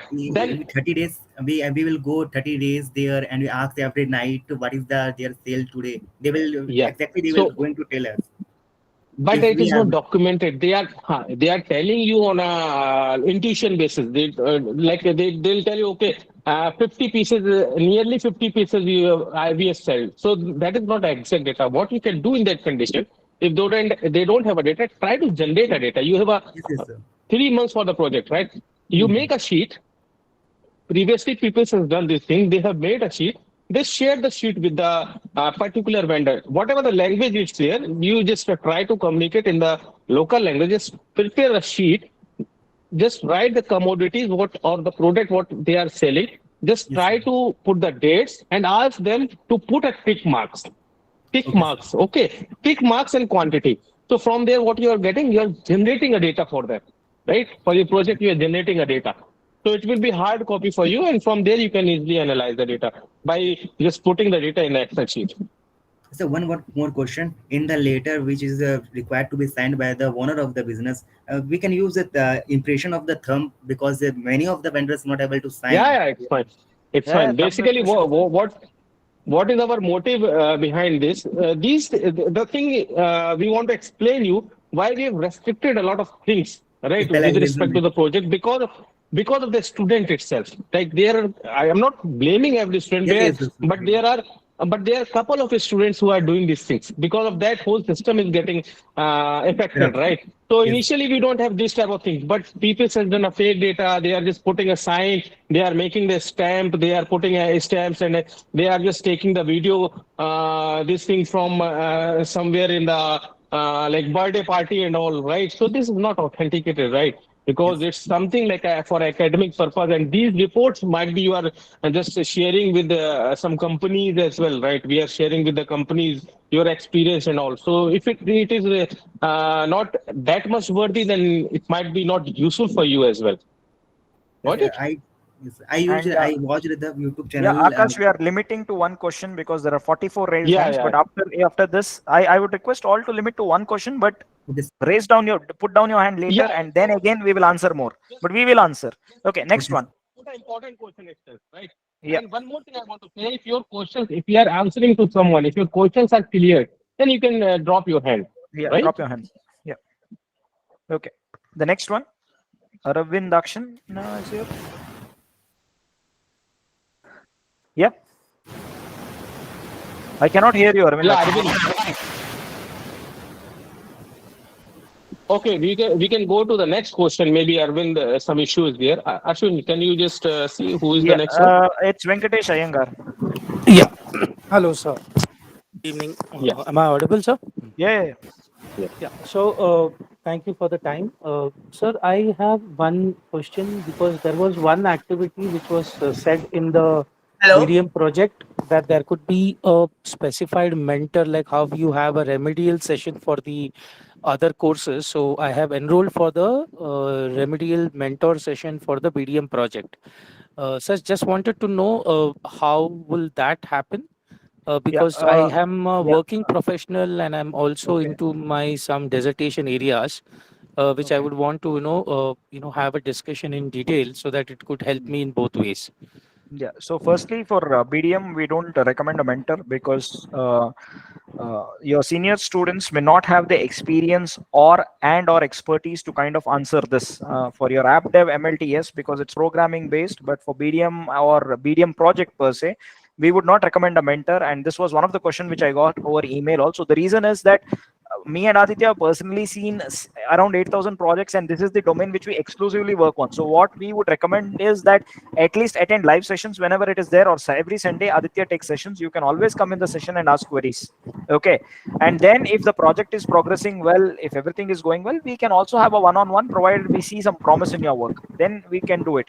But I would not recommend a remedial mentor buddy system in this case. The only reason being, they may not have the expertise to do it. We see some of them putting projects, some of them writing their own things. Most of them are not making this thing. So whatever we have shown is only like, it's seeing is believing, right? So whatever we say, we are able to, even when students come to us with problems, as Aditya mentioned, there were 250 plus domains. And sometimes it requires us to think and then kind of answer to you. Sometimes we don't have instantaneous answers, so in that case we think and give you Yes. answer than making you simply do it. So that is what my Yeah, answer is. sometimes we also don't have an option. We don't have an answer to some. I think somebody mic is on. Can you just mute it off? Yeah. So sometimes what is happening, we also don't know about the particular problem. Like there are, as I told, there are 250 domains, right? Some are working on a mutual fund, some are working on stationery, some are working on some companies, some are working on cloud systems, right? Right. So we don't, our TAs also don't have expertise in a wider domain. So they have to think, they have to just read a lot, and after then they have to comment on your whatever you are commenting or whatever you are asking us, right? So this is something like we need expertise. And the other thing is that with term to term, we are changing the rubrics as well. So the same rubrics is not followed with the previous students. And what I think, what I've seen, we have a strong support team, right? It's strong supporting for the BDM. You are getting a good comments, a detailed comments. From there you can get a good idea. If it is rejected, why it is rejected, we are mentioning there. So it is basically your efforts, right? If you have any technical documents, if you are just discussing it with us, we will just respond you. It's not something we are not going to respond you for your question. There are some silly questions as well. For that also we will respond. And if it is too much silly and it is repeating again and again, then might be the case we are ignoring that question. But if it is a genuine question, it is not ignored by us at any time. Right, I got it. So fine, sir. Because I had just subscribed because there was an option of subscription to project as a remedial Okay. mentor. So I was not sure what to do. Okay. The reason was because I was also wanting to check on the project topic because I'm doing Mhm. some work now No, it's fine. in. It's fine. It's fine. At least they can just give you some suggestions. I'm not asking you because it's a facilities and it's for your convenience itself. You'll get an idea. Okay, what exactly how you have to formulate the problem statement. So these things at least you can get some idea from the mentors. Yeah, so that's what. And what I will do is maybe I can write an email explaining my details so that I could get some. Yes, I will do that, sir. I think that's far from the paucity of time. I will connect on an email. Thank you, sir. Thank you, Ashwin, sir. Yeah, welcome.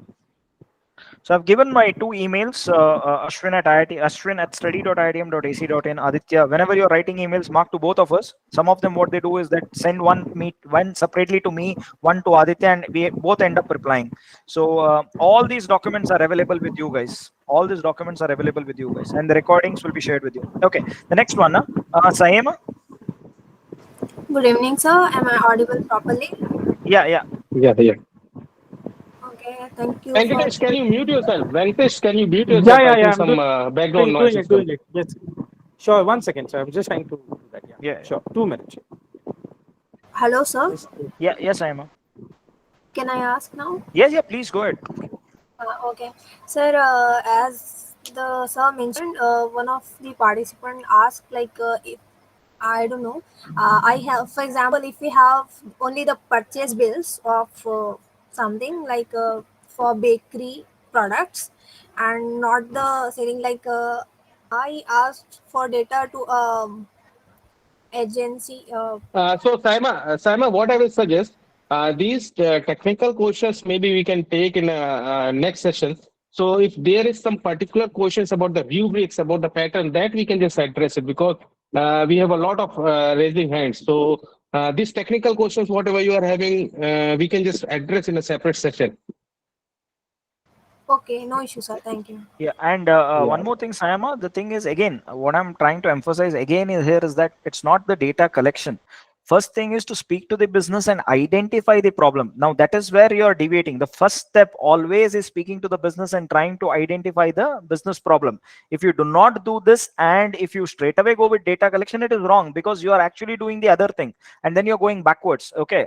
First thing is speak to the business and identify the problem. This is the very, very first step for all of you. I'm telling again, this is the first step. If you don't do this, if you collect the data, Yes. then you don't know what the problem is and you're simply playing with data without knowing Correct. what the problem is, which actually makes no sense. So the first thing is speak to them. It will take time. It could take 10 sessions. It could take 15 sessions. But then I'll give you one example. I'll give you one example. Like if you have seen some thriller movies, what exactly is happening in the thriller movies? So like cops, after having some incident or this thing, what cops are doing? They are just connecting in a board. They are connecting a data points. They have a different clues, and they are connecting all the clues, and they are just seeing that clues. Okay, what exactly we can do with the clues? So from there, the things will be generating. Likewise, you have to think about that. Okay, this is a shop. These are the type of data he's having, and how I can club to make it as a problem statement, right? This type of making a chart or something that in a paper or pages, you have to go with the business, you have to identify the business, what are the variables they are having, you have to identify, and after then you can just try to contact him, like what exactly the problems they are having. So if you just pitch it without doing like background work, then they'll not interest in your project, right? They'll not find any interest in your project. So you have to do a little bit work, and after then you have to communicate with them. So it will be easy for you, because if you are getting a lot of data, you will become confused at that particular time, and at that time you are finding no solution for the problem. So try to get a mapping pattern. From mapping pattern, just try to find, okay, these are the points which you are going, which you can pitch it with them, and these are the probable potential problems you can discuss with them, and after then you can take a data for that. Got it? Sure, sir. Thank you so much. Anirudh Gautam, Priyanka Narula, and then Nupur. Yeah. Sir, am I audible? Yeah, Anirudh. There is some disturbance, but yeah, go ahead. Okay, sir. So I just want to a lot has been spoken about regarding the whole data collection process and approaching the businesses and all that. I'd like to go a step beyond it, because one thing is having a data set with several rows and several columns and a lot of information in it, but another thing is actually uncovering insights from it.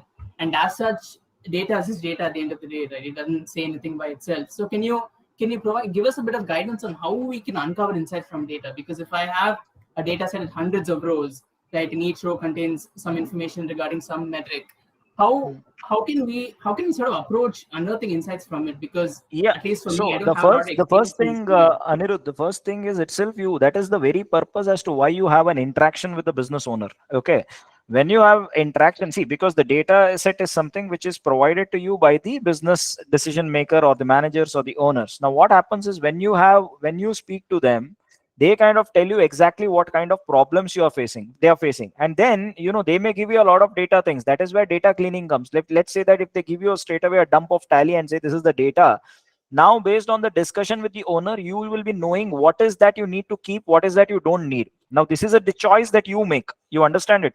So now, for example, if I want to find out why stockouts are happening, he might give you something with 100 rows and columns, of which some 40, 50 or 60 or even 90 of them might be of absolutely no use to you. It could be some numbers, so on and so forth. So now what you do is, it's your job to, you are the master, so you decide, if you are an analyst, what are the things that you would take that would help you answer it better.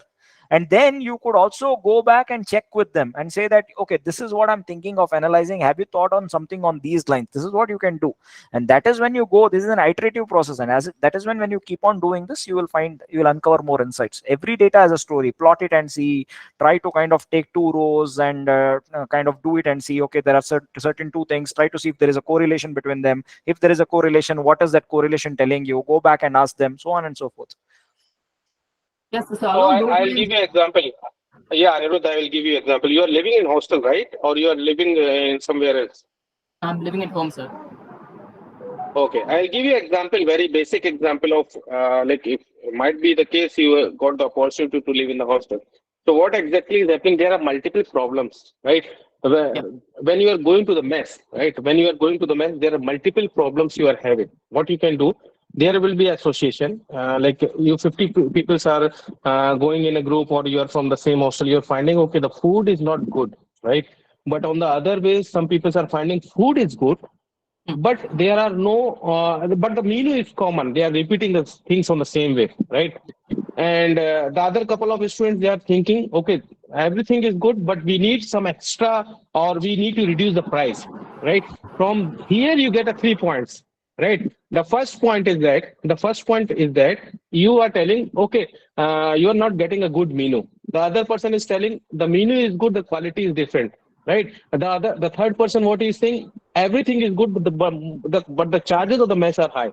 So these are the three variables. So how you come to know? How you come to know these variables? Similar way, when you are taking a data and when you are communicating with the company or with the shop, then you will come to know, okay, these are the important data points which you need to be considered for the analysis. Got Sure. my point?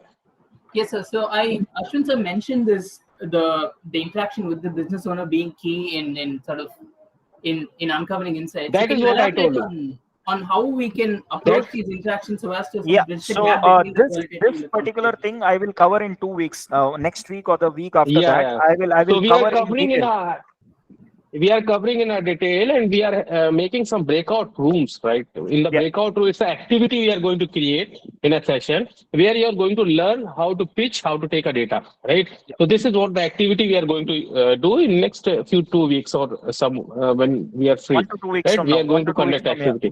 We're Yeah, going to do yeah. this. So that, So we'll exactly show you how you have to approach. Everything is to be done. yeah. Okay, so since there's a limit of I think one question per person, I have a few other questions which sort of seek advice along similar lines. Would it be okay if I put it up on the Discourse forum, and perhaps Yeah. whenever you find the time, the two of you Yeah. could Yeah. chip Yeah. in? Yeah, Yeah. yeah. Sure. Better you Okay. can just drop us a mail as well. You can drop us a mail or put in a Discord. First, what I will Anything is suggest you, fine. just you go with the documents we have shared it with you. Most of the questions will be solved out from that. Yeah. Right, you will Yeah. get a better understanding. After then, if you still have a confusion, then you can just get back Yeah, to me. see, the first thing which I would advise you all is, there are 2,360 people. So, we have finite resources. So the best thing is go through the documents.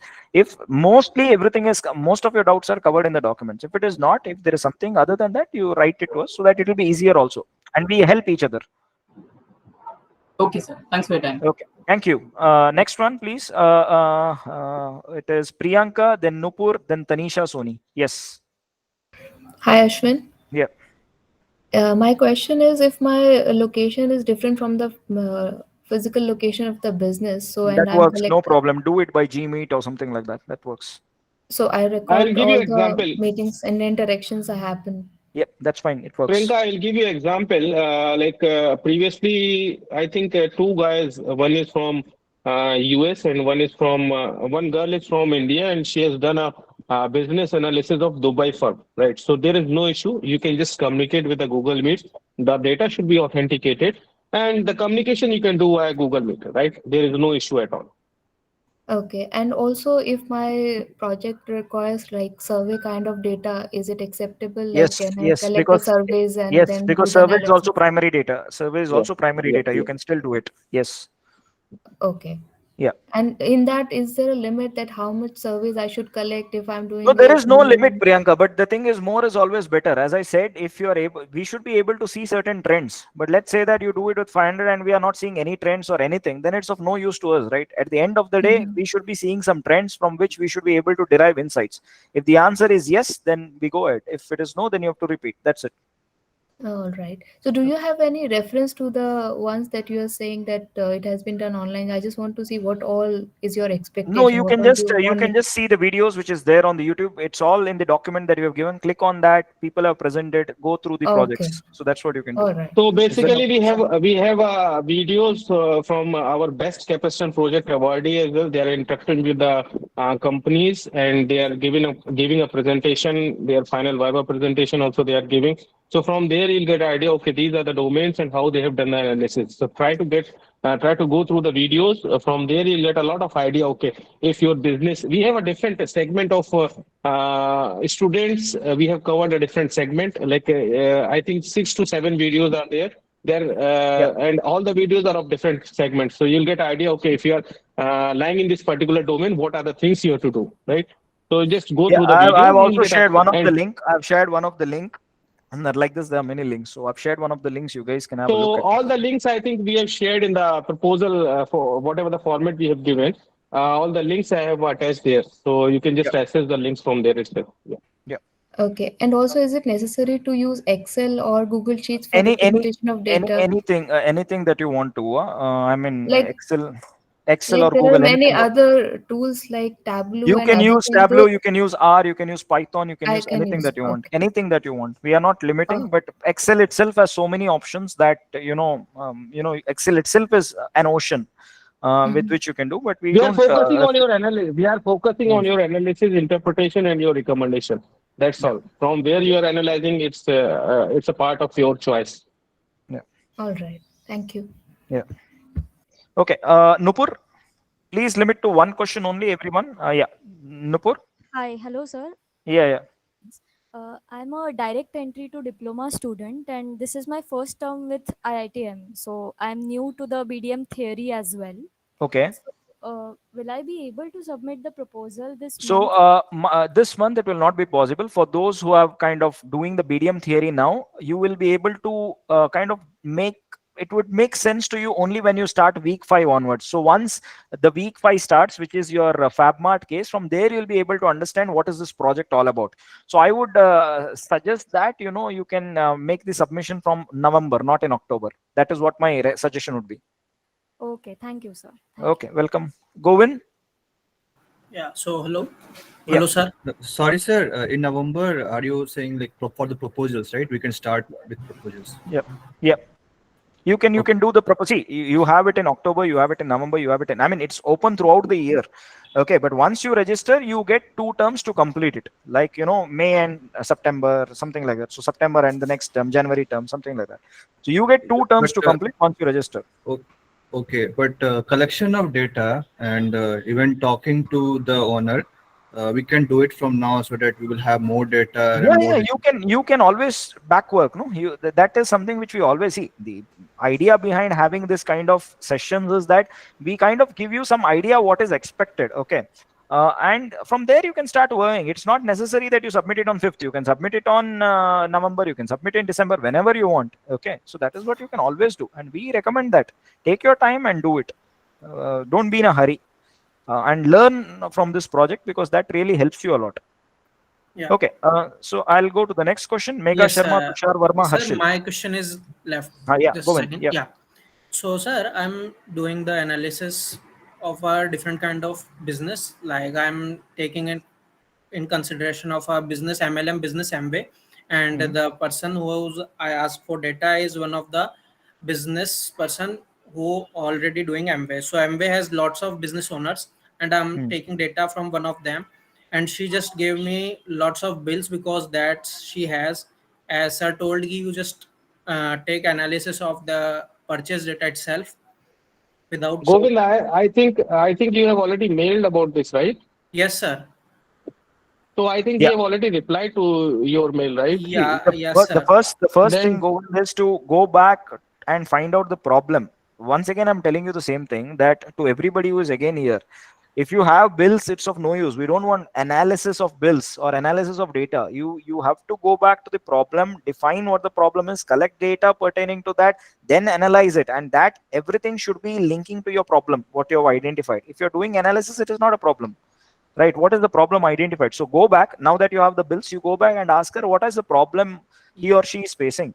and Yes, then you see if that particular problem, these bills help you solve that particular problem. Is there a way you can solve the problem with these bills? Yes, sir. Actually, after that incident, after a reply of the mail, I have a one-to-one meet with her, and I Okay. asked the questions. So the questions I got, key, the people's feel product costly, and the people's it is difficult to have a continuous. Okay, S- the best uh, thing now is to identify the products which is going faster and products which are going slower. You will have the volumes of that, right? You know how much they're getting in, what is going at what price, and what is the most selling items, what is something which is not getting sold. From that, you might get some new insights now. Now go backwards. Now you see whatever products they're selling, what is the cost price or what is the price selling price of that, and the products which are not going, see what is the price and see what is the alternative which is kind of there. Why are people not buying it? So that could be the reason. You'll find something there. You will be able to find out which portfolio is moving fast, which is something which is stuck for a long time. got it, sir. Understood, no? So this is how you will have to approach. So you have to think, Govind. See, the thing is, when you have the thing, no, I can understand that information overload happens. Sit coolly, take a paper and draw figures, think of it, and then after 2 3 days something will glow, and then you start working. So this is how we have to approach things. Is Got that it, okay? sir. Okay, Okay, thank you, thank sir. you, Govind. Megha Sharma, Tushar Verma, Harshil Pandey. Yes, sir. I'll like to go first. Thank you so much for all the information. This is also my first week with the BDM project, and Okay. I think I have ample amount of time before the Yeah. project actually starts. Hmm. So my question is regarding the data collection. I am not living in India right now, and where Okay. I'm living, the language gap is huge. So and I would try to connect to the local vendors in upcoming weeks and see Okay. if I get a hold on to their data, or I'll get an internship or something like that. I'll Hmm. figure out a way to work on some data, but I think it's going to be very difficult because of the GDPR and the language barrier thing I would Hmm. be Hmm. facing. Hmm. So in my situation, can you suggest me a way in which Uh, I any of your friends, family, are they into business? No, no. Relatives, friends, family? Hmm. What I will tell, Mega, you can just. Where is your hometown? Your hometown. Basically, you are from India, right? Yes, sir. So But you. So sir, no one is in the business sector. One of the distant somebody is in the business, but I am not sure if anyone is comfortable in no. So sharing. basically, the similar situation we faced last time. What exactly the he's basically ONGC employee. So 15 days he has to stay in the offshore, onshore, like he has to stay in the sea, and 15 days he has to stay outside. So what we have suggested if what he has done, he has done basically he the local place or the place where his family is residing, right? There are a lot of shops are there, right? Similar to your way, like your family is residing in India. So in that place, a lot of shops are there, right? So it will be better because you already know that shop peoples and all, right? Yes. Which are nearby to your hometown, right? So you can just contact them. Okay, these are the problems I am having, and this is what the project I am working on. So from there you can get a data. When it is easily available for you because they already know you, right? You The sure. hometown. Yes, sir. Sir, Yeah. I'll try to connect in the upcoming weeks because I still have a good 1 month left before Try the to project communicate. starts for What I me. will suggest, try to communicate with them only because No, you'll no, get sir. a data. I'm sure. I'll definitely try that locally here also and in my hometown also. But what if Yeah. it's not don't feasible? don't don't be pessimistic, Mega. I think be optimistic, have a open mindset and go. No, And sir. as I said, we will encounter things, but I'm sure that you'll Okay. find a way out. We'll speak again. I mean, if there is anything, we will speak or we'll figure something out. Okay, sir. Thank you very much. Welcome. So I'm just going to the next one, Tushar Verma, Harshil Pandey, and then Aviral. Yes, sir. Thank you for your time. So, my question is that according to the flowchart given in the documents, proposal comes before data collection, right? So, I have talked Uh, to yeah. yeah. So, I have talked to a business, and they have showed me a basic structure schema of the data. And the thing is that I am able to write the proposal, but again the problems which I'm proposing right now in the proposal might not actually occur in the data that they give to me later. Yeah, that we understand, Tushar. So what happens is, that is why I was saying that refinement happens, right? The Yeah. central problem remains the same. The analysis or the approach might slightly change little bit. So that is something which we understand. So what happens is that it's okay, you do it, and we'll see how it progresses. Yeah. So, for example, in my case, there is a problem of inventory blockage, right? So, Hmm. a lot of capital is invested in inventory due to the nature of business. Now, if I'm proposing RFM analysis in my proposal, right? So, Hmm. and later I realize that they're not giving me the name of the clients and all that data related to their customer because it is sensitive, then I might not be able to do that particular analysis. So, will my marks be deducted on that in that case? Could you please repeat it for me again?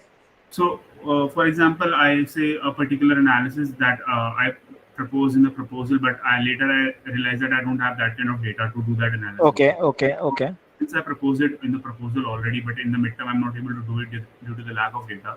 So, will my marks Okay. be deducted in that case? No, no, marks will not be deducted. Marks will never be deducted. That's what we are saying. No, the entire idea is this has happened in many cases where the students kind of came with a problem. They said this is our objective, and later when they went to the midterm, they slightly modified it and they reworked on it and presented it fresh. But then once you do the midterm, when if you go for final, if it is getting changed in the final, then you have to do from the beginning. You get the point. No, until midterm we kind of allow you that, we give you that particular leeway, so that's okay. There is room to operate, kind of.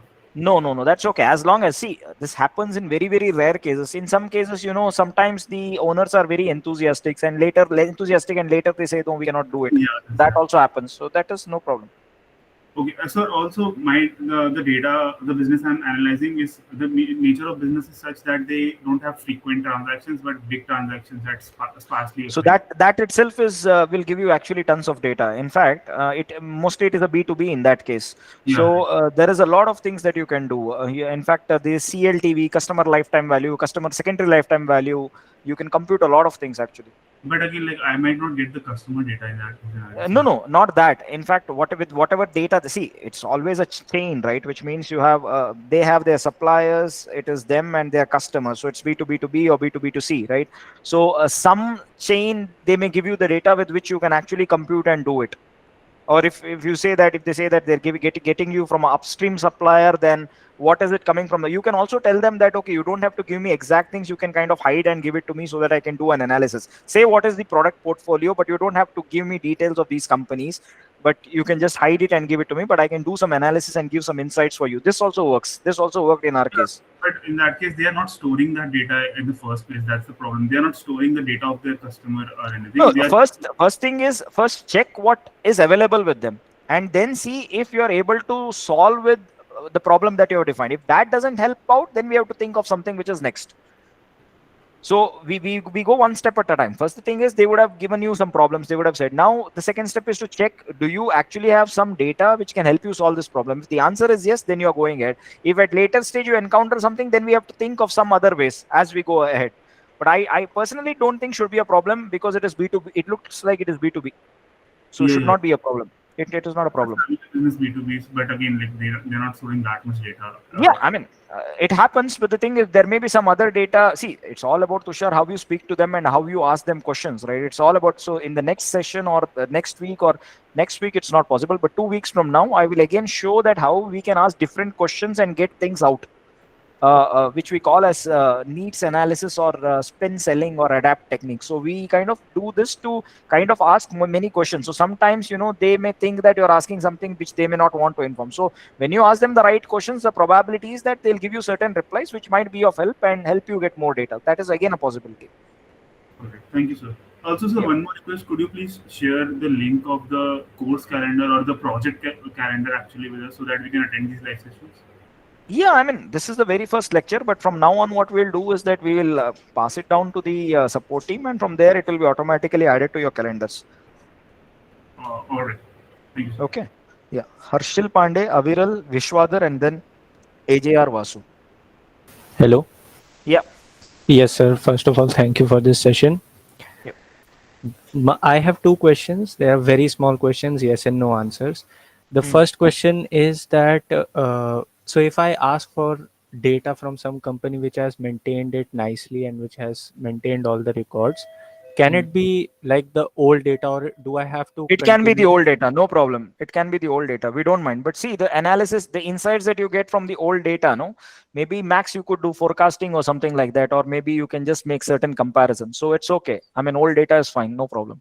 Right, because I was confused whether I have to collect it for 1 month or 2 months No, no, continuously. no. You can even, people have even got us, I mean, students have even got us data from 2016 to 2019, 2019 to 2020. They did a pre-COVID, post-COVID comparison. That also was there. So you can do it. We see current data will give more insights. Older data will give older insights. So it depends on the business ultimately. Right, sir. Yeah, Sir, that's the okay. second question is that so before making a submission, whether midterm or final or whatever proposal submission, Okay. so just to make sure that my 1 month does not get wasted, or Ah. for some reason it does not means my project might not get rejected. Can I Okay, have? I got your thing. Harshil, you can take it from me. One thing, I don't know how many people have this thing, but if you have followed the rubrics, if you have listened to our lectures and done according to that, there will be no rejection. All I right. have given the common reasons for rejection. People do not follow, students do not follow. They just do whatever they want and they think that it will be accepted. But if you have honestly, sincerely followed, religiously followed whatever we have done, 101% it will not be rejected. No, sir, that I get, because I'll make effort. I'm ready to Yeah, making yeah. efforts. Then Just it is fine. As long as you are putting in efforts, it's fine. Because see, what happens is there are 2,360 submissions, right? And then individually we cannot go. So what we do, we process it in batches. Okay, so we have a group of 10 TAs. So what they would do is that they would correct and give you feedback on the portal. Detailed feedback would be given on the portal. okay, sir, because sir mentioned that there will be breakout rooms. So I was thinking whether we can. Breakout rooms is for the next week to give you some more insight. See, this is a icebreaker or a start session where we are introducing to this. But going ahead, we will teach you some techniques. We'll teach you. See, the more you learn, it will always benefit you, and it is the way you learn it. So we could have made this very complicated and show this also, but we are doing it like a storytelling this thing so that you understand it well. So that is the purpose of this session. And in the coming sessions also, our objective is to make it very simple so that you enjoy learning. That is what our basic purpose is. So yeah. All right, sir. Thank you very much. Okay. Aviral, then Vishwadhar, and then AJR Vasu. Yeah. Yes, sir. So, like, I have a question regarding approaching the company. So, there is a company, it's a B2B company, it's Mm, offering an data observability platform. So, basically, mm. they help other companies with their data Okay. pipelines and quality of their data. So, I have talked with the founder before, Mm. but as like I've told you, it's like a software company, it helps other Okay. companies like B2B. So, how So should I it's approach service. the So it founder? is in the services sector. Yeah. Mm. Yeah. So, Go like, ahead. how I wanted to ask, like, how should I approach the founder over email? Like, Okay, how so should I? exactly, this is something which I plan to do after 2 weeks. So there is something called as the 7 steps of selling. If you're very curious, you can go and read the paper. It is in Journal of Personal Selling and Sales Management. 7 steps of selling. We start with prospecting. You identify the potential customers. You do approach. You do needs analysis. You pitch.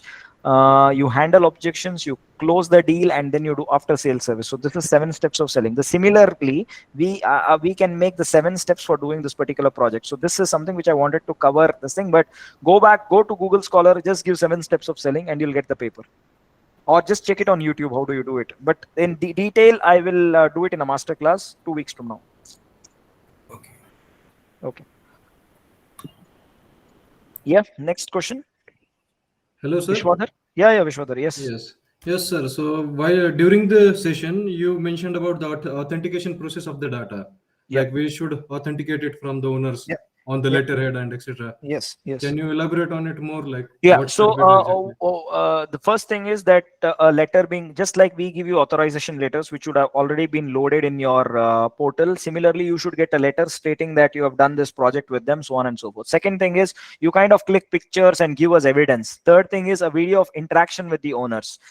And when you give us all this, it will make us believe your claim that you have indeed done from that particular organization. You understood it, right? So that is what we want. That's it. Okay, sir. And what if the letter is not from the owner and it is from an employee of the company? That works, doesn't matter. As long as the data is authentic, it is fine. It need not be owner. Sometimes the decision makers will not speak, so it's fine. I mean, managers can give saying that okay, he is this and this is from us and so on and so forth. That's fine. Yes. But we should have proof, which we will check it, and if there are discrepancy, we'll say what is the discrepancy. Okay, fine, sir. Thank you, sir. Yeah. Yes. Okay. Vasu sir, next one for you. I think I interacted with you Sir, earlier. sir, a quick What? doubt, sir. Loknath, yeah, okay, yeah, please. Sir, a quick doubt. Sir, you told us about the authentication of the data. Sir, some what I am going to work with that business, sir. They told us I can click pictures, but video of the shop is not allowed. So No, that's what you can we give need us the to. pictures, and you can also maybe what you can also do is you can just hide it and do it. No, but the pictures or some form of evidence would be needed for us to trust that it is being done.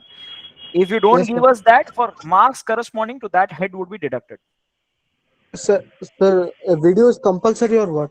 No, That's no, what no. I'm asking. If you don't give us, see, if you don't give video, there are some other things like the pictures or the proof of letter or something like that.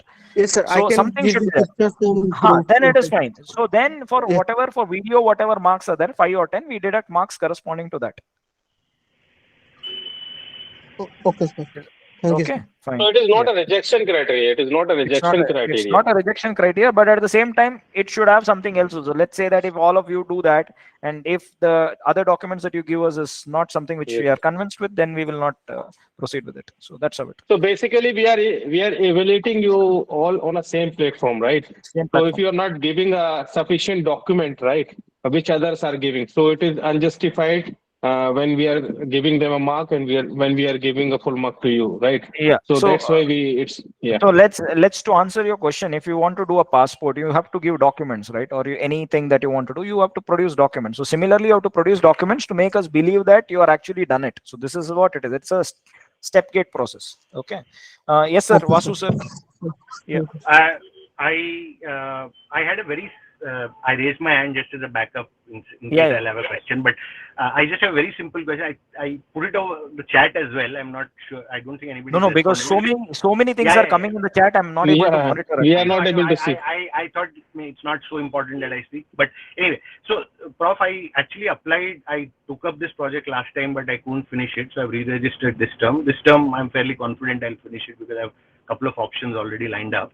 The only Okay. question is, because I missed, it shows an I. Will that continue or will that get replaced eventually No, by? it gets replaced. I or P means it is pending, and it will be replaced when you complete the project. Okay.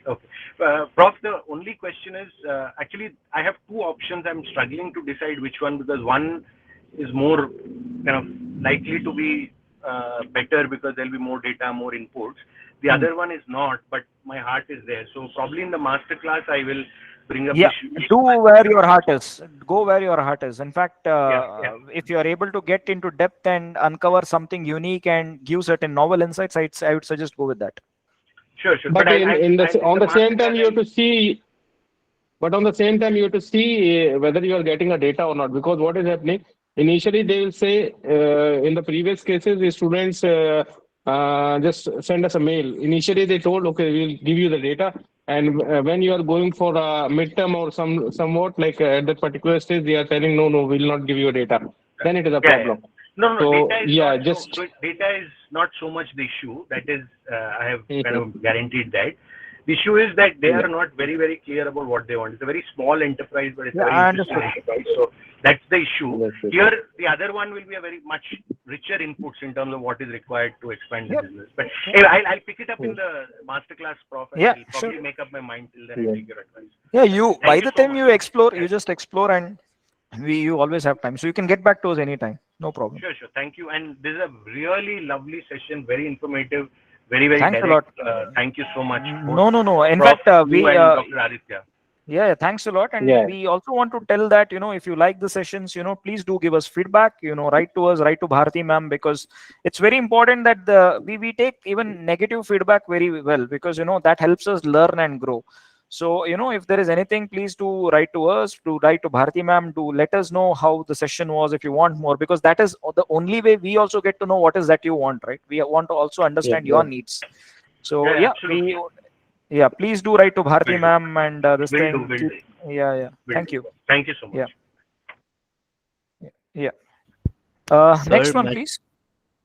yes, sir. Sir, my question to you is that I'm familiar with a firm that only provides research services in the B2B domain. So, can I Hmm. approach them about their business related data? Yeah. In fact, B2B is very good. B2B is my area also, my area of research. B2B is very rich, in fact. So I would be able to help you also if you do something on that. All right. So it's a research firm. So it provides like Yeah. research on environmental related stuff. Yes, so much things you can do. In fact, the pollution levels, everything you can control through that. You can do that.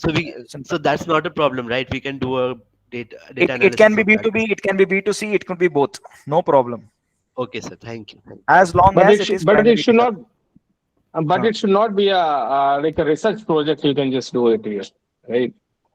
Yes, sir. Okay. Thank So you. basically I'll give you example. Like a lot of people are there. So what some of the R&D people have done.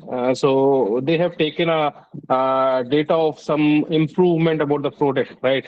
Because this is a R&D project they are doing, and they are just giving us the same report. So basically, that is a technical project where you are going. It is not implemented in the market, and you don't know what exactly the trend is about, whether people are liking or not. So if I'll give you an example in the similar way, like if you have a Amazon app, or if you have a different app, so they have different updates. So if they are giving the updates, they are not giving the update. It doesn't mean you are deleting your account. So it is basically to enhance the feature and to just have a good interface. Like if you are getting an update on the mobile as well, they are improving some bugs and all. So these are what a technical project, right? So this is not a business problem because of that updates, people will not delete their account from any of the e-commerce platform as well, right? If you are not getting an update in your mobile, right? If in terms of UI, then you will not throw your mobile. Already they have a customer. So basically, enhancement of some features is a technical thing they are doing, right? So don't stick with totally research based or technical project because it will be get rejected. That is what I'm telling in the starting itself. Make it, just try to formulate it in a business perspective. Yes, Got sir. it? So I'm taking their business related data, but they are a research firm. So that works, That's right? okay. That's That okay. is fine. No problem. That is fine. That is fine. Okay. And Okay. please do let us know your feedback. Please email to Bharti ma'am, email to us. We are there. As I said, it's complaints, suggestions, feedbacks. Everything is welcome because this will help us plan better and also deliver well. So we are always open to complaints and feedback, especially because that Yeah. is something that helps us improve. So Okay. based on the complaints and the feedbacks, we have improved a lot on the project. Yeah. So yeah, I mean, we encourage that. We like complaints and feedback, suggestions, anything that you want to give. Okay. We still have 15 more hands. Vasu sir, do you have a question? Okay, no. Abhinav Kumar, Narain. No, Prof. I just finished. Thanks a lot. Okay. Please lower your hand, sir. Then thank you. So Abhinav Kumar, Narain, Himanshu Mittal, Shobha Garg. We still have 17 hands. Naren is here. Hi. Yeah. Hi. Am I audible? Yes, Abhinav. Yeah. So I wanted. So I actually registered for the project.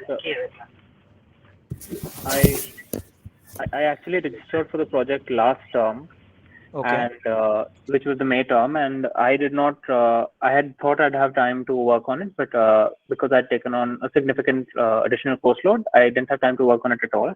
So I'll be effectively starting from scratch this term. I was wondering about basically the cycles of submission. So it says that in this very live session you mentioned that you have to, so the proposal submission is open from the 1st to the 5th of every month. So the proposal is 1st to 5th of every month. The midterm is 6th Right. to 10th, and the final is 11th to 15th of every month. Okay. Right. For those who have registered in May term and they are submitting in September term, if they are submitting midterm, they will be submitting between 6 to 10. But for you, you have to start. Your first submission is only between 1 to 5. Okay, if you're submitting your proposal between proposal now, you can either submit it on October 1 to 5. If not, the next slot available for you is November 1 to 5. If not, the next slot is December 1 to 5. Now it's okay. Right. No, yeah, but that's not my question is. So you mentioned that. So suppose I submit my proposal, let's say in October, sometime between October 1st and 5th. But then you also mentioned that to evaluate and sort of accept or reject my proposal, it would take you some time, and it would be declared on the 10th, right? Yes. But if that is done, then there is basically no way, even in theory, to finish the whole thing within 1 month, you need to necessarily take all 3 months, right? No. See, the point is this: if you submit your proposal in the first month, you can only submit your midterm in the next month and not the same month. Okay. Right. So 1 to 5, when you when you submit, if you have submitted between 1 to 5, we announce your results on or before 10th. We have time till 10th to announce, because we get in huge batches. Now let's say that if you luckily you've got your results on 7th. Okay, if by chance you got your results on 7th, because it is corrected on a daily basis, you have time to submit. I'm just getting some disturbance. If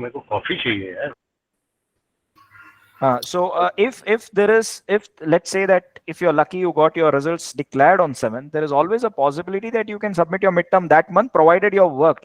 But what my recommendation would be is 1 to 1st month go for proposal. If it is accepted, 2nd month go for midterm, the 3rd month go for final, because it cannot be done very fast. And this is a project, right? It requires you to think, it requires work. So I would not recommend, like, if you're thinking that in 1 month can I finish all 3, answer is no. It will take minimum time period. What we've seen is 3 to 6 months is what students take, not less than that.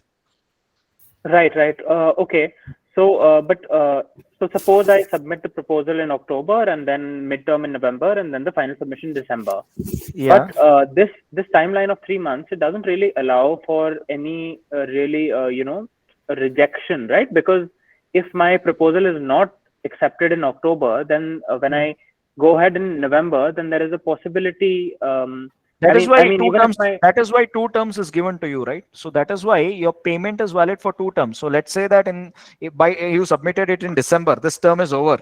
Then you're coming back to the January term, you can start from midterm now because your proposal is accepted. That is why 2 terms have been given to you. See, yeah, Abhinav, there is one thing. I'll tell you, there is one thing. Like if you already received the data, right? So basically, your problem statement is valid or not, that will decide it with the help of proposal, right? If you already have a data in your hand, right, and you have submitted the proposal, it is accepted. So what you have to do, you have to analyze the data only, right? So in that condition, you can prepare your midterm report based on the techniques, whatever you are going to implement to analyze the data. After then, so in midterm and in final, you have to put a data, you have to play with the data, right? So it will not take a time. You can just submit.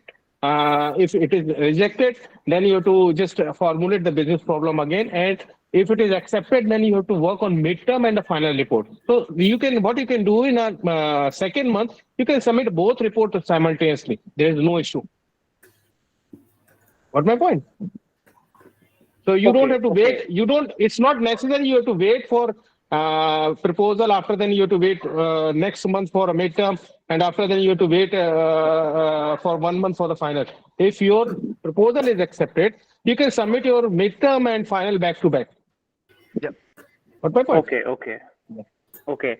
So it depends on how you work, Abhinav. So suppose you have done everything, then you can submit everything in 1 month. So some students, what they do is that they work already in advance, like 1 term in advance, and the next term they just go bang, bang, bang. They just complete the submissions in one shot. So that is also a possibility, which is always there.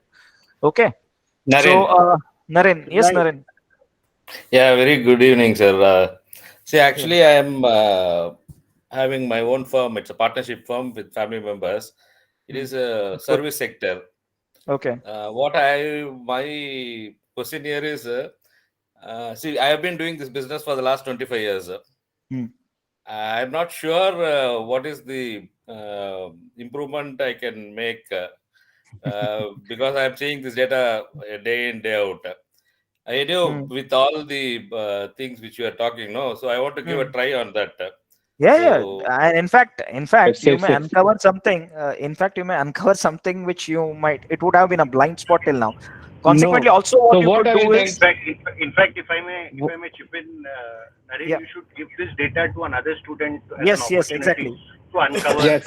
So I what tried exactly that last it is? term, but nobody was interested. They did not come. See, when you give something free, no, they are not interested.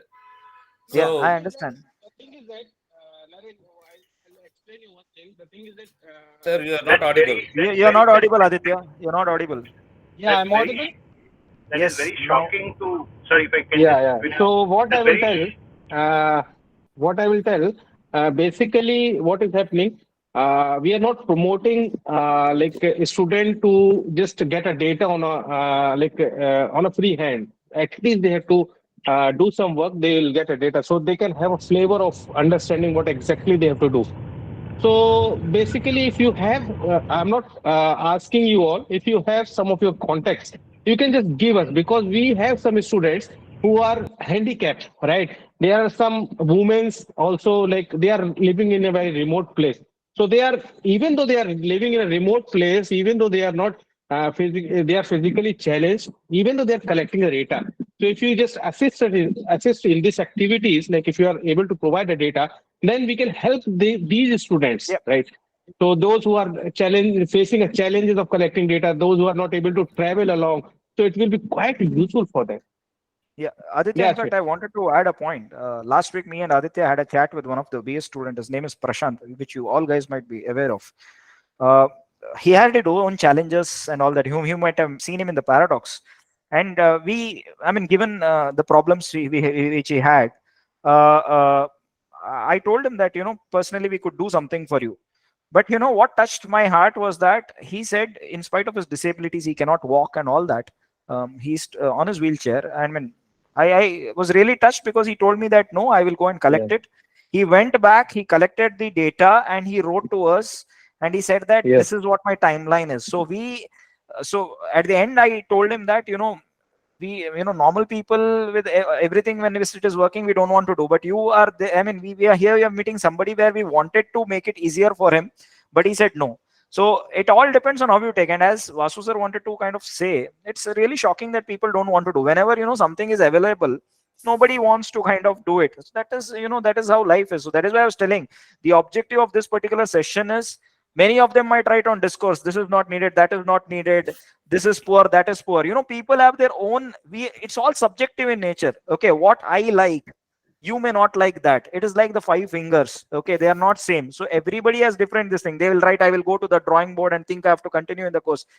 It's all left to them. Okay, but what you make out of this journey is very important. If you put in efforts, every journey is unique. And as we said, we are here to help you out throughout. You can trust us. We have handled 8,000 projects, are experienced, and we can certainly say that So there will be so handholding from our end. So what we can say, like if you have any contacts, if you have anything, you can just share the details with us, so that in case if some people are facing issues, we can share the contact, so they can just pitch up to you. Okay, these are my So problem you can statements. So this is what I'm in fact, working on. yeah, Yeah. in fact, what you could also do is you can yourself do an interview and see who is deserving, and you can decide whom you want to give. That will be the next thing which we do in the next 2 weeks from now, which it's an open invitation for those who are interested to come, that do attend our sessions. So it's like storytelling. Okay. Yes, sir, Sir, Naren sir. but I Sorry have to not interrupt. asked my question yet. Yeah, sorry. Yeah. Yeah. What I was trying to get in is, I know, Yes. as you were telling in the discussion itself, the business owner may not know what is exactly the Yeah. problems he is facing. So Yeah. you take the data, then you try to convince him what is this, maybe this problem is there. See, that in the same state I am there now. I am not Yeah. knowing So what problem I am having. yeah, so one day what we'll do is that maybe offline or maybe online if you want to, I will ask you a set of questions and I will make you tell your own problems. So that is what is the quality of a salesperson, right? So Like when I teach sales, what I do is that the objective is to understand the needs analysis. The first step is what we call as needs analysis. There are cases where the customers know what they want. This is conventional thing. But there are cases where there are customers who don't know what they want. When there are customers who don't know what they want, that is where the the thing of the salesperson comes in, by asking the right questions which are open-ended, closed-ended, probing, and then uncovering answers. That is the trick that works. These kind of people are more successful. So this is a similar thing which we'll be doing later, and that is how I will make you tell your own problems to me back. That is what we will be going. So recently, I think we have done this activity with two of our startups. Recently, they are incubated in ITM Research Park. So they are focusing on basically expanding the business, but they don't know how. What are the marketing challenges they are facing? So their business is getting big. So we suggested something. We have done a project, and some of the students were there. And after then, they realized, okay, these are the major bottleneck problems which they are having in a business and they didn't think about it. So there are a couple of students, like 2 term before, one student was there. She has taken a data from his father's workshop. They are having some engineering business or something, but it is getting near to close. So she has done the analysis. She has take up some good outcome from the data, and after then she started to troubleshoot what exactly the problem they So are facing on. in fact, So yeah. I just wanted to show something, Aditya. So this is one of my student in France. So he had written to me. So I had taught him the subject for his class last term, and he got an internship. So he kind of, are you guys able to see this? Is it loading slowly? But Loading, sir. yeah, okay, Yes, sir. the gist. Okay, so this is the student. So the gist was that this guy got an internship, and he writes to me that the thing was very helpful, and we need people who are actively looking for this, so on and so forth. So essentially what I wanted to share is that you have to put it into practice. There are people, and see, this is the problem that he said. I do B2B sales with independent bike store in France. In reality, I don't do much of selling, but a lot of data on this thing. I'm glad I moved up the ladder. What is important is this is the point. I prefer to sell additional services. By the way, my boss is actively looking for someone to take the lead of B2B sales team, which really needs a leader and sales expert. Many company colleagues here are simply ex-customer service people. Do you see a problem now? The answer is yes. You are simply using profiles which are actually not supposed to sell. You have just brought in somebody and you have made them as the salespeople. That is not going to work. So that is where the problem is. That's it. So if you ask me if you are interested, do not hesitate. So basically, they wanted me to have a session on that thing, but yeah, time keeps me busy. But that's what I just wanted to say, that that is one problem. He just said that, and that is the problem which is clearly defined. Okay, sir. So how shall we continue, sir, next for this?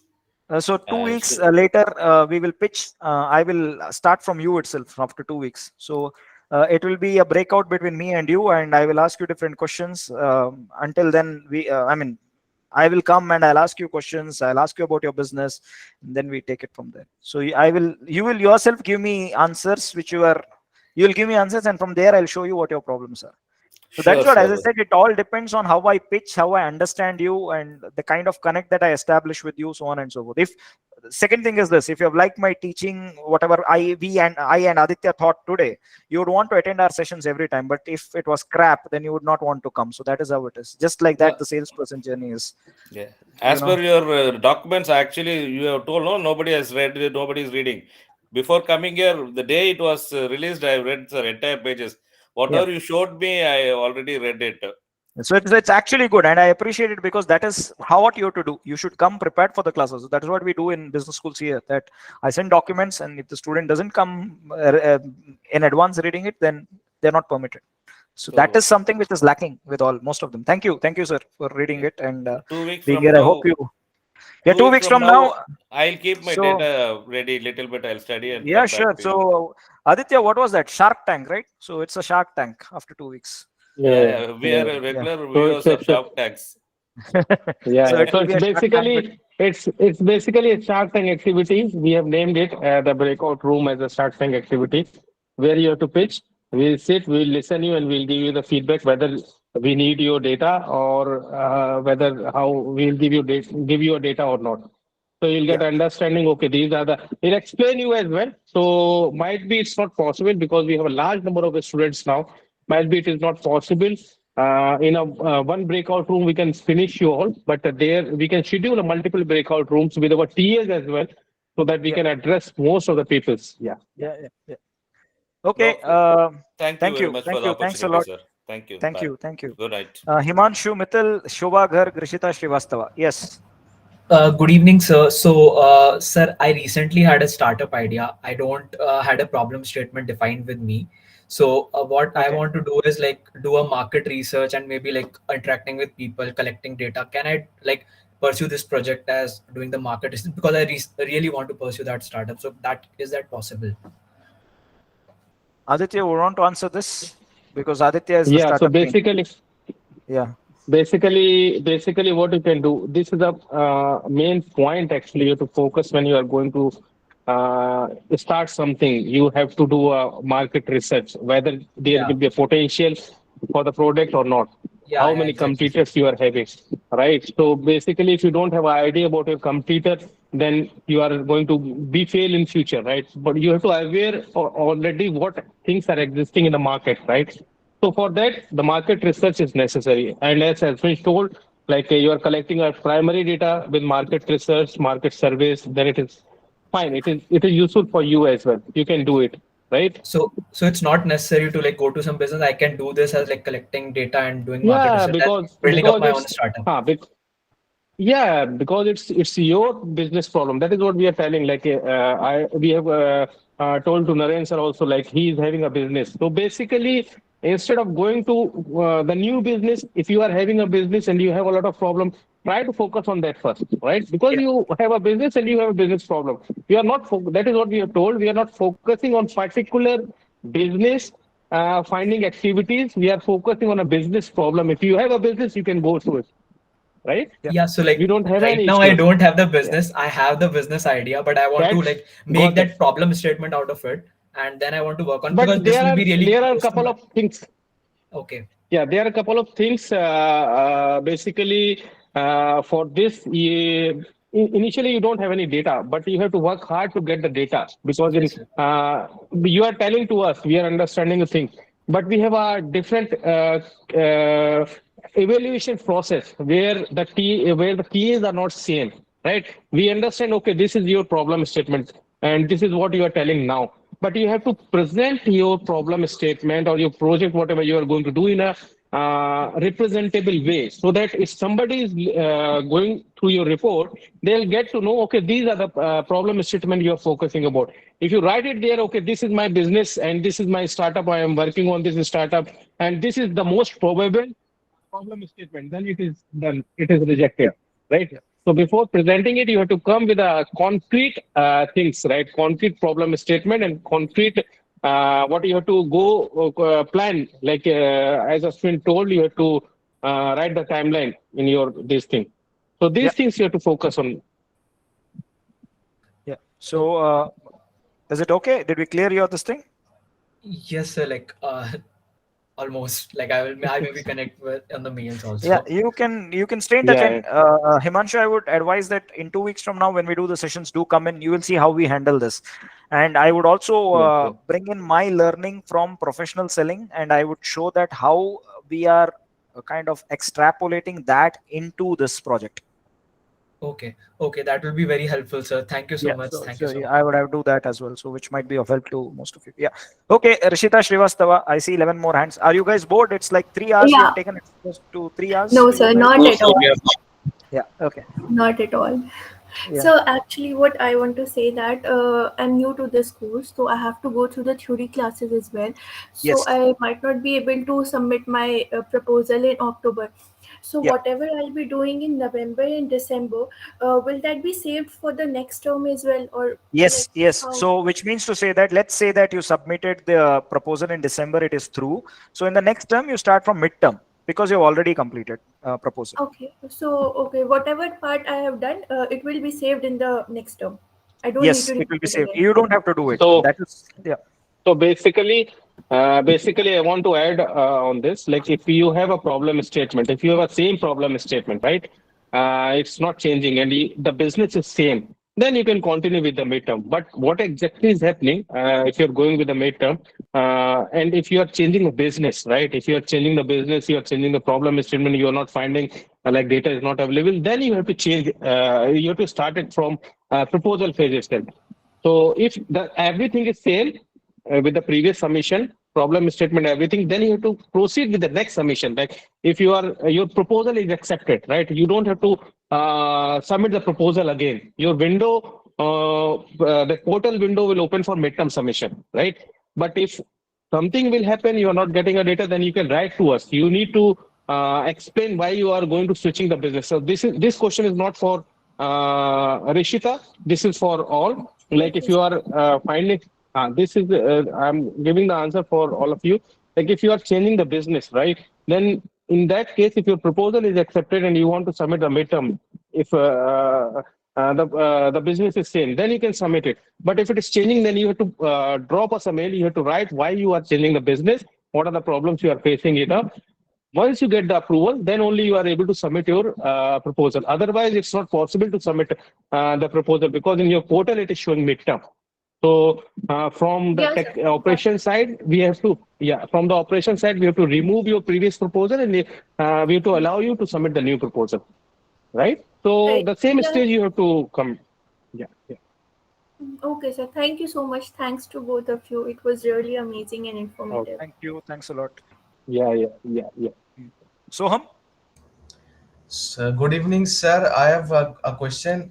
I am thinking of doing project for medical shops. So, what kind of uh, problems and data sets should I consider? Okay. So medical shop, you mean pharmacy stores, right? Medical stores. Yes, yes. The most common problem which they face is stockouts. It is an inventory problem most of the times. These people, I mean the medical stores, mostly it is stockouts. The first try to speak to them. Don't go with the mindset that you're going to do our operations problem, but first speak to them and say, okay, I just want to do this with you. This is my name. This is where I come from. As a part of my course, I need to do a project, but I really want to kind of whatever I've learned in the class, I just want to practice it. And I just wanted to understand from you that if is there some problems that would you be like, is there something that I can would you be willing to do this, which I'll explain detail in up two classes. But then what are the problems that you face, and they start opening up, then slowly ask them questions, and then you decide what is that you have to work. But medical stores, mainly it is inventory,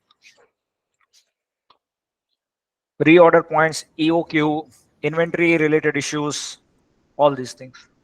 This is what you this is a common problem. And what about customer satisfaction? How do you gauge it? In that case, you have to do surveys. If you're doing customer satisfaction, then you have to do survey. Customer satisfaction, see, medical shops, the product is the same, right? If you actually look at it, it is on the service component, they can gauge you. So that you can do on customer satisfaction. In that case, you'll have to do surveys and then kind of give them feedback. What could be improved?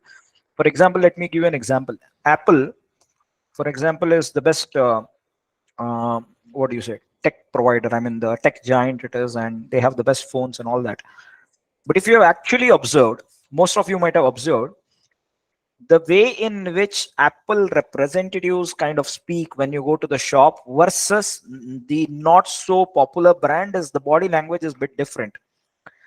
You get a hostile feeling at times. You might have seen this, observed it. If not, just go and observe this.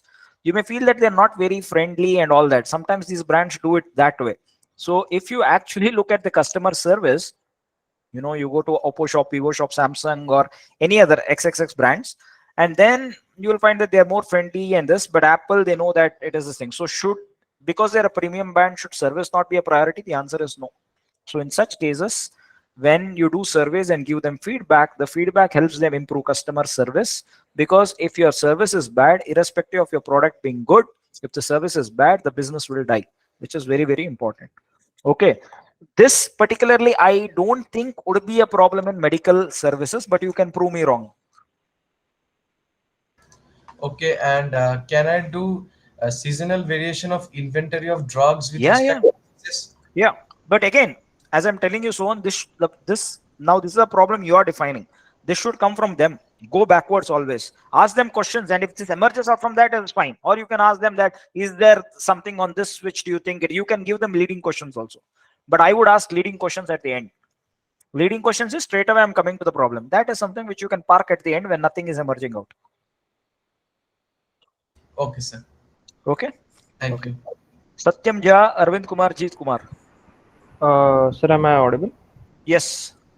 Sir, I actually registered for this project this term only, and I talked to one business. It's a B2B service-based type company, and what I found was like I just simply talked to the owner, and he said that after the COVID, the sales that he gets or the clients that he gets goes very down.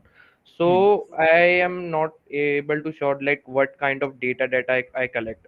He Okay, simply so just simple showed thing. me some Do bills. do a pre and post COVID analysis. First thing is do a pre and post COVID analysis. Pre data you would be having, see what was going right. Post you see what was going wrong.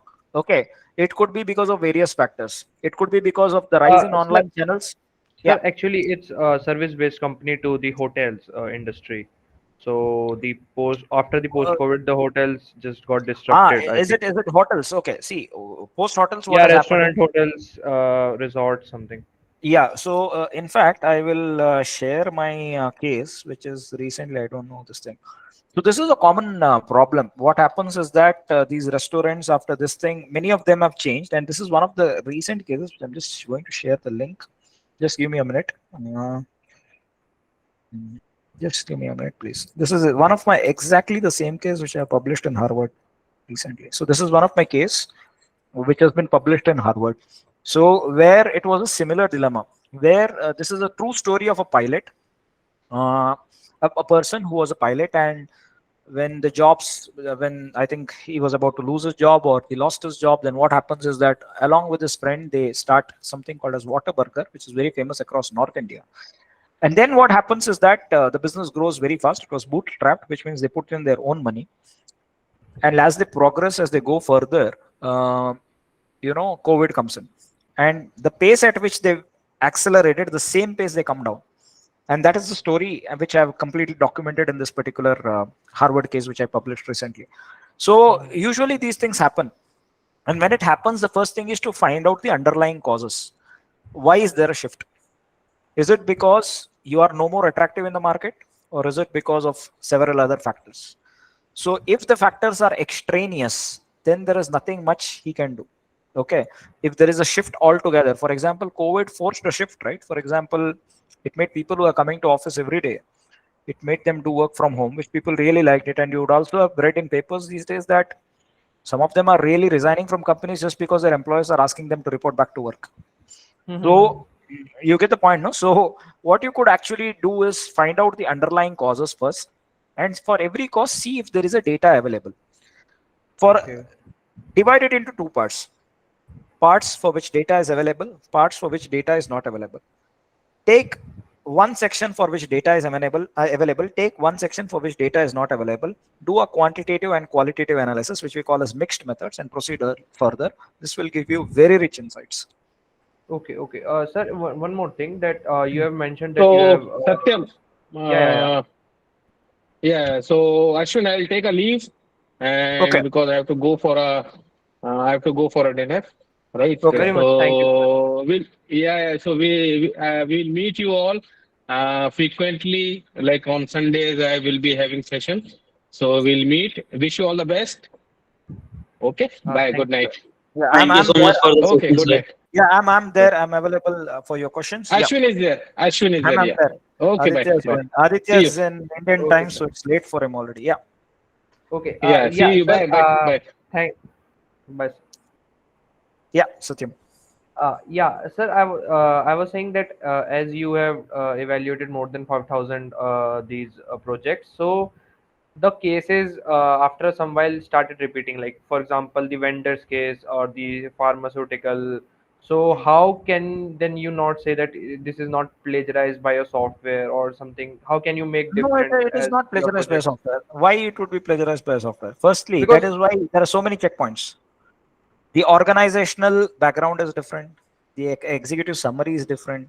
The data sets that you have is different. Okay. And whatever things are there is already stored in the database. So it will do a similarity check. In the similarity check, the software is so designed that anything which is common, it will immediately show to us. but sir, the whole like the industry is common, so the problems No, industry is then common. See, majority the of the thing is, problems will be same, like yeah, yeah, that 5,000, that 6,000 is, see, projects and all. again, I'll tell you. What do we say? There's something called as configurational theory, which kind of says that for one, you can have multiple ways you can solve a problem. If let us say that A B C D E F leads to G, I can solve it by ABC. I can solve G by ABC. I can solve it by D E F. I can solve it by A D E. There are multiple configurations which can help me solve this particular problem, and there is nothing right or wrong. For example, let's say Satyam, you and Arvind or Tarun and Venkatesh are solving the same things. That's the beauty of it, right? I mean, you both, four of you may observe the same things, but you may come up with something else. It will never be the same thing. There will be some changes every time. That is why subjectivity it is. Like for example, I have now kind of explained this to you. If tomorrow a live session is kept, Will I explain in a similar way? I don't know. That is, there is heterogeneity. That is why it is a service. Okay, okay. Okay. So that is always there. So it will never be the same. Don't worry. Yeah, sir. As you talked about the post cases and pre cases, and the bills are available. Basically, the service bills that company received from the let's say restaurants for their services, and the bills before COVID is much more than after the COVID, and the cash flow is much more after before the COVID. So how can I I can just segregate them, and then after a while I just factor the cases that these are the cases that let down the business. These are the Yeah, I mean, external see, factors. one thing is what happened was the dot-com bubble burst most after COVID, right? So if you see that things which were not buying online were started buying online, and panic buying happened, and then many things changed, right? Second thing is availability of alternatives. If the availability of alternatives are more, the switching cost is less. If the availability of alternative is less, the switching cost is more. You get the point? You understand what is Okay. switching cost? When I move from one Yeah, business to other business, I incur switching costs. Okay. But if I have more alternatives available, for example, if you don't want this supermarket, there are 10 supermarkets. So there is no switching cost involved, or very, very minimal switching cost. What is the switching cost? Something is within 400 meters, you're going 800 meters. That's it. That, okay, health wise, you're paying for that. But then in B2B, that doesn't work like that. No. So the alternatives itself are less. The number of customers are less. So the alternatives are also less. So the switching cost involved is high. But then it is always a cost benefit analysis. If the benefits, if you perceive that the benefits is greater than the cost, then you're okay with it. You don't have a problem. okay. So I just have to look all the external factors You should related to all it. look at external factors. You have to map it, make a table. See, I always do like this. I map it whenever I Okay, teach. I map, okay, okay. and that's what I do.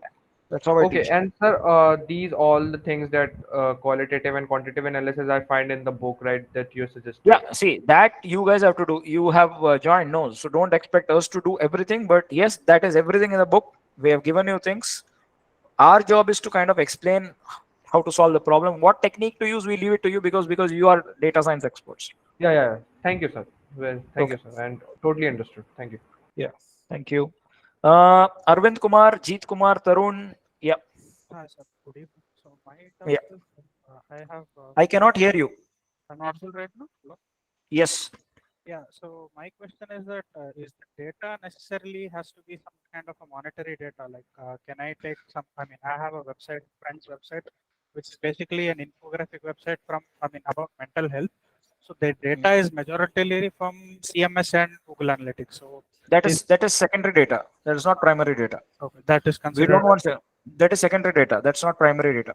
Oh. If you're taking it from some site which is already published, available, it is secondary No, data.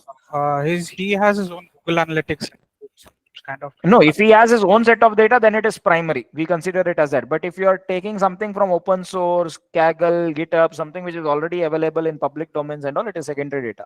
But if it is pertaining to his business, then it is primary. Also, he has a CMS, backend CMS, and he has a Google Analytics setup which collects. Yeah. He has multiple mental health activities on his website. So he collects data on their customer journey, like when a visitor joins, what kind of interaction he has. So his basic goal is to improve the user interaction, and have more traffic on his website. So these kinds of analysis can be part of our. Yeah, definitely. I would strongly encourage you guys to do all that. Strongly encourage. Oh, that's all.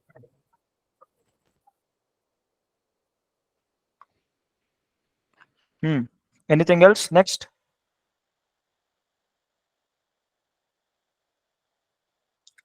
Who is next? Sorry, yeah. It is Jeet Kumar, Tarun Singh Shekhawat, Venkatesh, Pratyush. Sir, may I? Yeah, Jeet.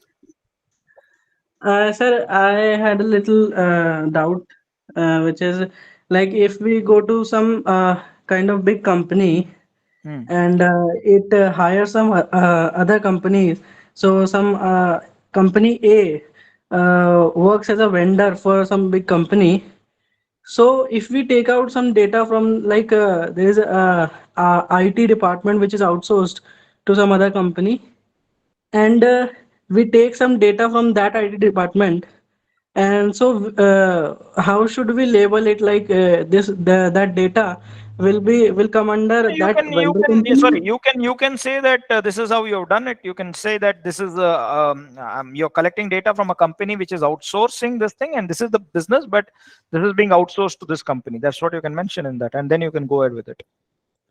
So for example, let's say that there is a company, small company, which is working for Oracle or something, and you're investigating this small company. Then you can say that this is of this particular small company. So all the details will be of this small company, but you're saying that this small company is working for Oracle doing this. Okay. So if we mention that in a title or a heading, will that be okay? That whole Not in the paragraph. title, no, not in the title, no. It's you just say title. Should see the title how I've given. Yeah, sure, sir. Okay, sir. Clear. Thank you. Yeah. Tarun. Hello, sir. Yeah. Am I audible, sir? Yeah, you are. Sir, my most of my doubts are clear by listening to others. I just have two more doubts, sir. At which stage we will be able to kind of get the foundation through theory course, which will help in that this Week project? when the moment week 5 starts, from 5 to 8 you should be ready. If you complete 5 to 8 weeks in theory, then you should be ready. And sir, what about those business problems which arises due to technological advancements, such a business, if a businessman cannot solve his issues because the technology changes in his field, then what can he Yeah, do? so an example is this thing, so for example, see, technology, that's a good thing to investigate, in fact. And you can actually make a, see, technology, there are two things you need to understand. One is technology, when it is used within a threshold, is a resource. When it exceeds a threshold, it becomes a demand, and you call it as techno stress. Techno stress is the stress induced because of over usage of technology. Okay, you can make a cross comparison, do something which was before, after technology, what has happened, what are the costs, is it increasing, coming down? Simple, you have the answer there itself. You Okay, sir. can Thank you. that's it. Thank you, sir. Thanks, and Yeah, thank you for the session. It was very insightful, sir. thanks a lot. Please, I would request you to write emails to Bharati ma'am and Aditya and Mark, email us, because that would kind of help us also know, because if you get emails, whatever you have, whatever your thoughts are, I would request you guys to email, so that could kind of help us also. Okay, thank you, Tarun. Sure, sir. Jeet Sure, and sir. yeah, Sure, sir. Jeet Thank you, and sir. Tarun, if you can lower your hands, it will be of help once you're done. Venkatesh, Pratyush, Neeraj, Shruti Kumari. Yes, sir. Hello, sir. Venkatesh. Venkatesh, yeah. Yes, sir. My doubt is regarding course registration, sir. Actually, I registered for the project in the May term, sir, and I'm about to start preparing for it and submit the in the first stage. So, in case I submitted it in November and do the midterm in December, am I allowed to take the final to the January? Once you register, it is valid for 2 terms.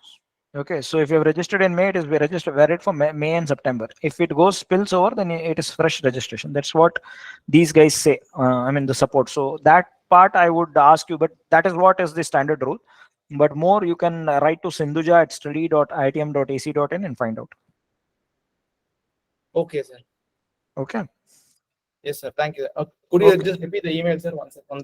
Sindhuja, Sindhuja, Sindhuja at study.iitm.ac.in. Yeah. Okay. Thank you, sir. Thank you, sir. Pratyush. Hello, sir. Am I audible? Yes. So, sir, my doubt was about plagiarism. So I asked my friend has a business, and I asked them to provide for the data and all. And my friend will be taking BDM course within 1 or 2 after 1 or 2 terms, right? So would it be considered as plagiarism for him? Because I'm using it for this term, right? His, data for his business, and he will be Okay. taking BDM No, after then in 1 or that 2 case, he terms. has to mention, see, there are 2 things. He has to mention, one, that you have done it, and he has to do something which you have not done. Then it is not plagiarism. Okay, but business can be say same. The business can be, see, it is okay as long as you openly tell us that this is the person, this is what I'm doing, but he cannot exactly replicate what you have done. If he does the same thing, it is plagiarism, no? Okay, so if 2 of you want to work on the same thing, it's okay, but the data set should be completely different. Okay. And the way you explain your executive summary, he explains in a different way. So that also will be different. The organization, the way you explain, see, the way I explain and the way Aditya explains is both different, right? So we may explain the same thing, but we are explaining it in different manners, right? So he may go more deep, I may go more deep. That's how it is. We complement each other. Okay, okay, so that could work. And I Yeah. have another little bit doubt. So I Hmm. took theory in the last term and took project in this term. So Hmm. my project would be valid for current and the next term, or this is the last term. This would be valid for. I would suggest you write to Sindhuja, because this is like something which I cannot answer on. So write to Sindhuja at study.iitm.ac.in and she would address you on that. That would be much better. Okay, thank you, sir. Thanks Okay. a lot. Neeraj, Shruti, Nandini. Hello, sir. Hello. Sir, I have own business. Can I use that data? You have? I have my own business. Yes. Go ahead. Go ahead. We recommend you to do that. Go ahead. Okay, sir. One question I have. Uh, can I use medical shop data? You can use any data. I mean, but as I said, the first thing is to speak and identify, understand the problem. Understand, identify the problem. That is what you have to do. There's Okay. So this medical shop data, it should be good not or collecting data. Again, I'm telling you guys. Pardon? uh, hello, sir. Yeah. Sir, medical shop data, it should be good or yeah or not. Anything that works, any business. It can be any business. You can do on anything that you want. No problem. Okay. Thank you, sir. Welcome. Neeraj, Nandini. Hello, sir. Hello, sir. Yeah. Nandini, first Neeraj raised hand. I'll come to you, please. Okay. Okay. Okay. Sir, I Neeraj. have one question that. Yeah, can you hear me? Yeah. Yes, sir. In last February, I submitted my proposal, and my proposal is accepted. But after that, I didn't submit my midterm and final. So So you are just starting I from the will. midterm. You will start from midterm. Okay, If okay, your sir. business I is have. changed, if everything is changed, if your project is changed, then we'll have to do later. Okay, sir. I will start from midterm because nothing is changed. I just Okay, then you speak can then the. yeah. Okay, sir. Thank you. Okay, and Nandini. Hello, sir. Yeah. I want to take data from my father's business, which has been shut down since 1 year ago. So, Okay. can I go back to the old data and Yeah, analyze? yeah, Because, yeah, yeah. Yeah, you can find out the potential reasons for closure. yes, You can find out many things, and maybe you can revive it. You never know. yes, Go ahead. and he lost all his capital throughout his business, No, and don't now worry. he's going It to will be start fine. again. So, can I So go it's for good. the No, you data? can learn lessons from that, and you can implement it. You can plan better. Yeah, go ahead. I think that will be good.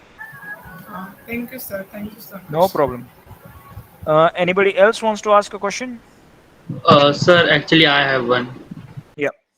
Sir, I had a query like what are we exactly supposed to do in midterm submission? Like the first we have to do proposal and in the end we have to give our entire report. But what exactly are we supposed to do in the midterm?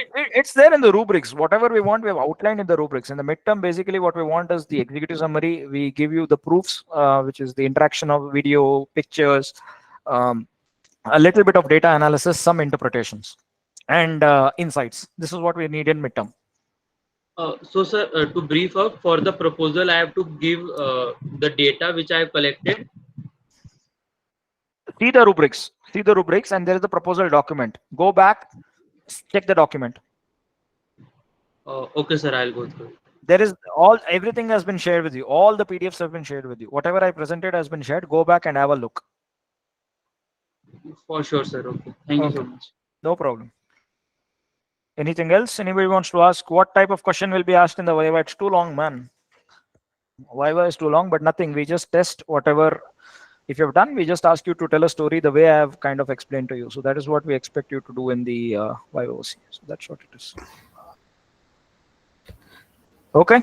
So if Anything else? so if we had the proposal submitted, proposal submitted, and then we proposed a date, uh, say 1 month later, that we would be ready with our midterm submission. But we were able to do it only in the next term. What would That's happen? okay. See, as nothing would happen. I mean, you would continue from the next term. See, the thing is, whenever we plan certain projects, it never happens on them. Like I write research papers. Sometimes I think I'll do it in 1 month, 2 months. It never happens. It will go 6 months, 9 months. Sometimes even more than 1 year. So that's okay. Oh, okay, okay. So, but we need to mention. Yeah, your timelines will accordingly change. No, your Gantt chart, everything will accordingly change. So then what you could do is, I mean, initially you are giving this is my plan, but this plan could anyways change. We just want you to get hands-on different things. Okay, okay, okay, okay, sir. Okay. But do we get deduction in marks or something like that? No, nothing. Nothing. Okay, okay. Yes, sir. Thank you, sir. No problem. Anybody else with the questions? Sorry, it was a very long session, 3 hours and 15 minutes. I don't know if you guys were bored, but any questions? No more, sir. That would be thank. No, sir. Okay. Sir, if I submit a project. Yeah. Yes, sir. If I use quotes of big businessmen, means how to find it is plagiarism or not? Repeat the question again. If I use quotes of big businessmen like data is a new oil of the this time. If you use this type of quotes, it is also come under plagiarism. I did not follow you. Can you repeat? हाँ बोलो.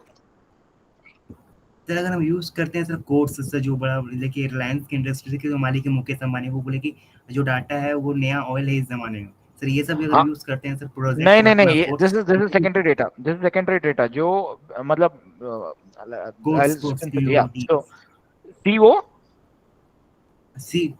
yes. Quotes you can use. Quotes is okay. Quote is okay. You can use quote, but the thing is, it's fine. I mean, what at the end, if you want to say that this is what it is, that's fine. But quote will be 1 or 2 only, no?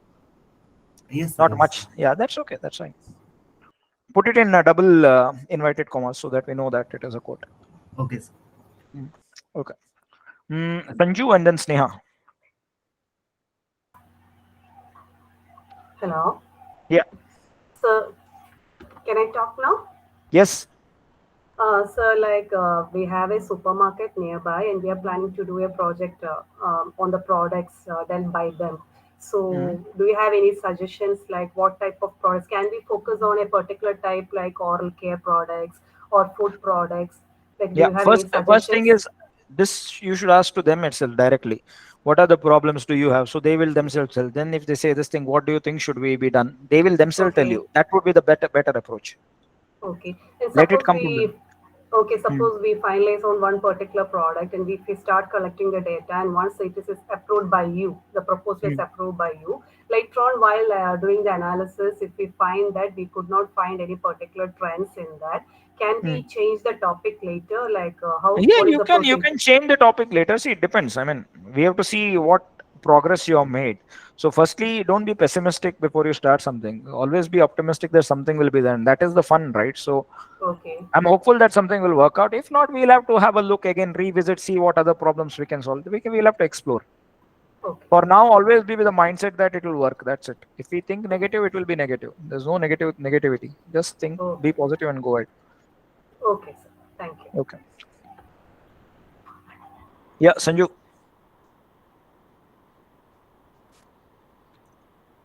Sanju? I cannot hear you, Sanju. Okay, fine. In that case, that's it from me. Was the session okay? Okay. Was the session okay? Was it kind of? Yes, I mean, sir. It was way was too long. very much insightful.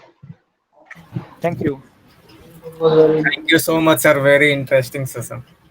Thanks a lot. Thanks a lot. And once again, yeah. Hello. Yeah, Sanju. Yeah. Yes, sir.